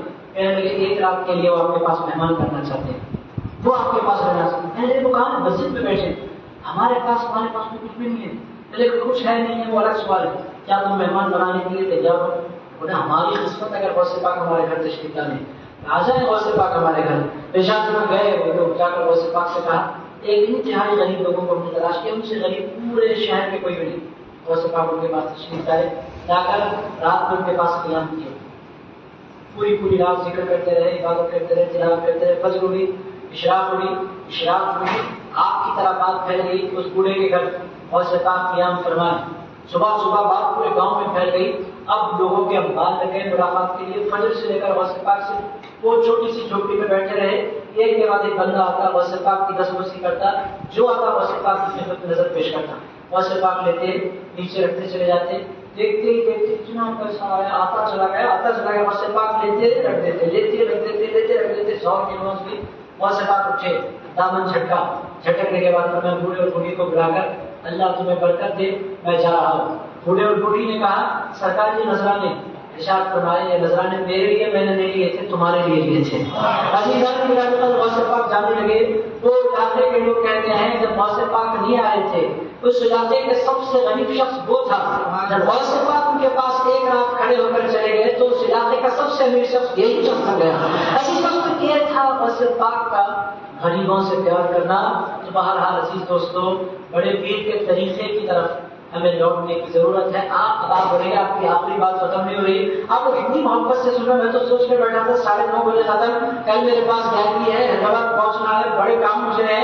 عزیز دوستو میں بڑی ذمہ داریوں کے ساتھ تقریر کروں، میں تو سوچ کر بیٹھا تھا آدھے گھنٹے 35 منٹ میں ختم کر دیں گے، اور آپ لوگ اتنی محبت سے سیکھ رہے ہیں، میں اپنی بات سے باقی ختم کرتا ہوں۔ تو عزیز دوستو بس بات اتنی ہی ہے کہ ہمیں غوث پاک کے طریقے کو سیکھنا ہوگا، تب جا کر پھر ہماری سنیت پھلے گی بھی، پھولے گی بھی، اور واقعی ہم حقیقی سنی بن پائیں گے اسی وقت جب ہم غوث اعظم دستگیر کے طریقے کو اپنائیں گے۔ اور میں نے آپ کی خدمت میں عرض کیا غوث پاک کا طریقہ، اللہ سے پیار کرنے کا طریقہ، نمازوں کو قائم کرنے کا طریقہ، دعائیں مانگنے کا طریقہ، قرآن کی تلاوت کرنے کا طریقہ، اور غوث اعظم دستگیر کا طریقہ غریبوں سے، مفلسوں سے، بیواؤں سے، محتاجوں سے، یتیموں سے پیار کرنا۔ اور عزیز دوستو بہت سے لوگ باہر والوں کو چاہتے ہیں، گھر والوں کو نہیں پلٹ کر پوچھتے، یہ تو بڑے درجے کی بے ایمانی ہے۔ عزیزان گرامی، آپ کی محبتوں کے سب سے بڑے مستحق آپ کی ماں اور آپ کے باپ ہیں، ان سے بڑھ کر کوئی نہیں ہے میرے دوستوں۔ اس سے بڑھ کر کچھ ہوتا، حضور کی خدمت میں ایک ساتھ آئے درس کیا، حضور میں جہاد پر چلنا چاہتا ہوں، حضور میں فرمایا چلو چلنے کی تیاری کرو، جانے لگے پلٹ کر ارشاد فرمایا جاؤ، پلٹ کر جی حضور، ارشاد فرمایا تمہارے گھر میں ماں موجود ہے، میں لگے ہاں حضور موجود ہے، ارشاد فرمایا تو اپنا کام خود کر سکتی ہے یا بیمار بوڑھی ہے، میں لگے حضور بیمار بھی ہے، بوڑھی بھی ہے، بڑی عمر کو پہنچ گئی، ارشاد فرمایا جاؤ اپنی ماں کی خدمت کرو۔ کہنے لگے سرکار پھر وہ جہاد میں لڑنے کا جو ثواب ہے وہ کیا؟ ارشاد فرمایا جاؤ اپنی ماں کو خوش کرو، اللہ وہ ثواب تمہیں عطا فرما دے گا، گھر بیٹھے اللہ تمہیں وہ ثواب عطا فرما دے گا۔ جہاد کے لیے بہت سے لوگ ہیں، ماں کے لیے بہت سے لوگ نہیں ہیں، ماں کے پاس 1 2 3 بیٹے ہوتے ہیں، اسی سے ان کی کائنات ہوتی ہے، تو دوستوں یہ چیزیں ہمیں سیکھنے کی ضرورت ہے۔ حضرت پیران پیر غوث اعظم مستعد کی زندگی سے طریقہ ان کا بہت پھیلا ہوا، باتیں ان کی زندگی کی بہت، بس اتنی باتیں کہ آپ یاد رکھیں۔ میں یہ چاہتا ہوں کہ آپ کے ایٹیٹیوڈ میں پازیٹیو تبدیلی آئے گی نا انشاءاللہ، نماز قائم کریں گے انشاءاللہ، ماں باپ کی دعائیں لیں گے، عزیزہ کی نظر ماں باپ کو ستائیں گے تو نہیں، میں ان کی خدمت میں اتنی بات عرض کروں، جو ماں کی دعا لیتا ہے وہ آباد رہتا ہے، جو دعا نہیں لیتا پوری دنیا کے سارے پیر مل کر کے اس کو دعا دے اس کا کام کرنے والا نہیں، اس کی زندگی میں خیر ہونے والی نہیں ہے، کیونکہ جس سے ماں ناراض ہوتی ہے پیر کیا کریں گے؟ جس سے ماں ناراض ہوتی ہے اس سے اللہ اس کے رسول ناراض ہوتے ہیں، جس سے اللہ اس کے رسول ناراض ہوتے ہیں دنیا کا کوئی پیر اس کی تبدیل بنا نہیں سکتا۔ دوستوں ہمارے پاس پرابلم یہی ہوتا ہے، بہت سے لوگ ہمارے پاس دعائیں لینے کے لیے آتے ہیں، اگر ان کا قصہ کیا ہوتا ہے ان کی ماں سے خوش نہیں ہوتی، ایک دعا نہیں 100 دعائیں دیں، ایک تعویذ نہیں تعویذوں کا بنڈل بنا کر اس کے گلے میں ڈال دیں ہے۔ تو عزیز دوستوں ان پہلوؤں پر غور کریں، مجھے گہرائیوں سے ہمارے متولی صاحب شفیع صاحب کا ممنون ہو کے انہوں نے اس خوبصورت محفل کا انعقاد کیا اور حضور پیران پیر غوث اعظم مستقیم کے حوالے سے باتیں کرنے کا مجھے موقع فراہم کیا۔ میں امید کرتا ہوں کہ آپ باتوں پر غور کریں گے، اللہ کی بارگاہ میں دعا کرتا ہوں اے پاک پروردگار ہم نے غوث پاک کی محفل میں حاضری لگائی، مولا ہمارے حاضر ہونے کو اپنی بارگاہ میں قبول فرما، اے پروردگار ہم نے دل سے بڑے پیر سے پیار کیا ہے، مولا اس محبت میں ہمیں استقامت عطا فرما، اے اللہ جب تک زندہ بڑے پیر کا غلام بنا کر زندہ، اے اللہ موت عطا فرما تو بڑے پیر کی غلامی پر کلمہ اتباع پر موت عطا فرما، اے اللہ میدان محشر میں غوث اعظم دستگیر کے قدموں میں ہمیں جگہ نصیب فرما، اے پروردگار دنیا میں تو نے تیرے محبوبوں کے قدموں سے ہمیں جوڑا ہے، مولا محشر میں بھی ان کی خدمت کی توفیق ہمیں عطا فرما دے، اے پروردگار ہم کو ہماری نسلوں کو ولیوں سے دور ہونے سے بچا لے، اے اللہ جب تک زندہ رکھ، اولیاء کے دامن میں ہمیں زندہ رکھ، ولیوں کی محبت پر ہمیں استقامت عطا فرما، اے پاک پروردگار ہمیں غوث پاک کو چاہنے والا بنا اور بڑے پیر کے طریقے کو اپنانے والا بنا، اے اللہ غوث پاک نے رات رات بھر قیام کیا ہے، مولا ہمیں عشاء اور فجر بعض نام پڑھنے کی توفیق عطا فرما، اے پروردگار غوث اعظم دستگیر نے روزانہ ایک قرآن کی تلاوت کی ہے، مولا ہمیں کم سے کم ایک بار کی صحیح روزانہ تلاوت کی توفیق عطا فرما، اے پروردگار غوث اعظم دستگیر روزانہ لاکھوں لوگوں کو کھانا کھلایا ہے، مولا ہمیں بھی تیرے بندوں کو کھلانے والا بنا، اے اللہ ہمیں بھی تیرے بندوں سے پیار کرنے والا بنا، اے اللہ ہمیں بھی تیرے بندوں کی خدمت کرنے والا بنا، اے اللہ آج کی اس مبارک مجلس کو اپنی بارگاہ میں قبول فرما، اور اے اللہ اس مجلس کو ہمارے لیے وسیلہ بخشش کا وسیلہ بنا دے، اے پروردگار حضرت محبوب سبحانی کے طفیل حضرت صلاح الدین ایوبی کے طفیل اے اللہ فلسطین کے مسلمانوں پر کرم فرما، غزہ کے مسلمانوں پر کرم فرما، اے پروردگار فلسطین کے مسلمانوں کے جان و مال کی حفاظت فرما، اے پروردگار جتنوں نے اپنی جانیں کھوئی ہے، مولا ان کو شہادت کا مرتبہ عطا فرما، ان کی مغفرت فرما، اے اللہ جتنے بوڑھے باپوں نے اور ماؤں نے اپنے جوان بچوں کو کھویا ہے، مولا ان کو صبر جمیل عطا فرما، اے پاک پروردگار چھوٹے چھوٹے بچے تڑپ رہے ہیں بھوک سے، مولا ان کے ہاتھ پر کرم فرما دے، اے اللہ محبوب سبحانی کے طفیل ان پر کرم فرما دے، غوث سمدانی کے طفیل ان پر کرم فرما دے، شہباز اللہ مکانی کے طفیل ان پر کرم فرما دے، اے پاک پروردگار فلسطین کے بچوں پر کرم فرما، وہاں کے بوڑھوں پر کرم فرما، وہاں کی عورتوں پر کرم فرما، اور مسجد اقصیٰ کے تحفظ کے لیے جو جوان ڈٹے ہوئے ہیں مولا ان کو غیب سے طاقت عطا فرما۔ اے اللہ تو ان کا حامی بن جا، اے اللہ تو ان کا ناصر بن جا، اے اللہ تو ان کا مددگار بن جا، اے پاک پروردگار ان کی مدد فرما، اور اے پروردگار عرب حکمرانوں کو نیک توفیق عطا فرما، اے اللہ سرکار مسلمان ملک کے حکمرانوں کو نیک توفیق عطا فرما، اے پروردگار اسرائیل کی غلامی سے بچا، اے اللہ عرب حکمرانوں کو حضور کی غلامی کرنے والا بنا، اے اللہ مسلمانوں کے درد کو فیل کرنے کی ان کو توفیق عطا فرما، اے پاک پروردگار جتنی مسلمان امت ہے مولا پوری دنیا کے مسلمانوں پر کرم فرما دے، اے اللہ جتنے مسلمان اس وقت بڑے پیر کی مبارک مجلس میں بیٹھے ہیں مولا ان سارے مسلمانوں کو جلد سے جلد بغداد شریف کی حاضری نصیب فرما، دیار غوث اعظم کی حاضری نصیب فرما، اے اللہ ہم کو بار بار ادب کے ساتھ بغداد جانا نصیب فرما، در غوثی وزراء کی حاضریاں نصیب فرما، اے اللہ ہم جیسے جنہوں نے حج کیا ہے حج نہیں کیا ان کو حج کی سعادتیں نصیب فرما، جنہوں نے عمرہ نہیں کیا ان کو عمرے کی سعادتیں نصیب فرما، اے اللہ ہم تمام کو بار بار ادب کے ساتھ مدینہ جانا نصیب فرما، صلی اللہ تعالی علی خیر خلقہ ونور عرشہ سیدنا وحبیبنا ومولانا محمد وعلی آلہ وصحبہ اجمعین والحمد للہ رب العالمین۔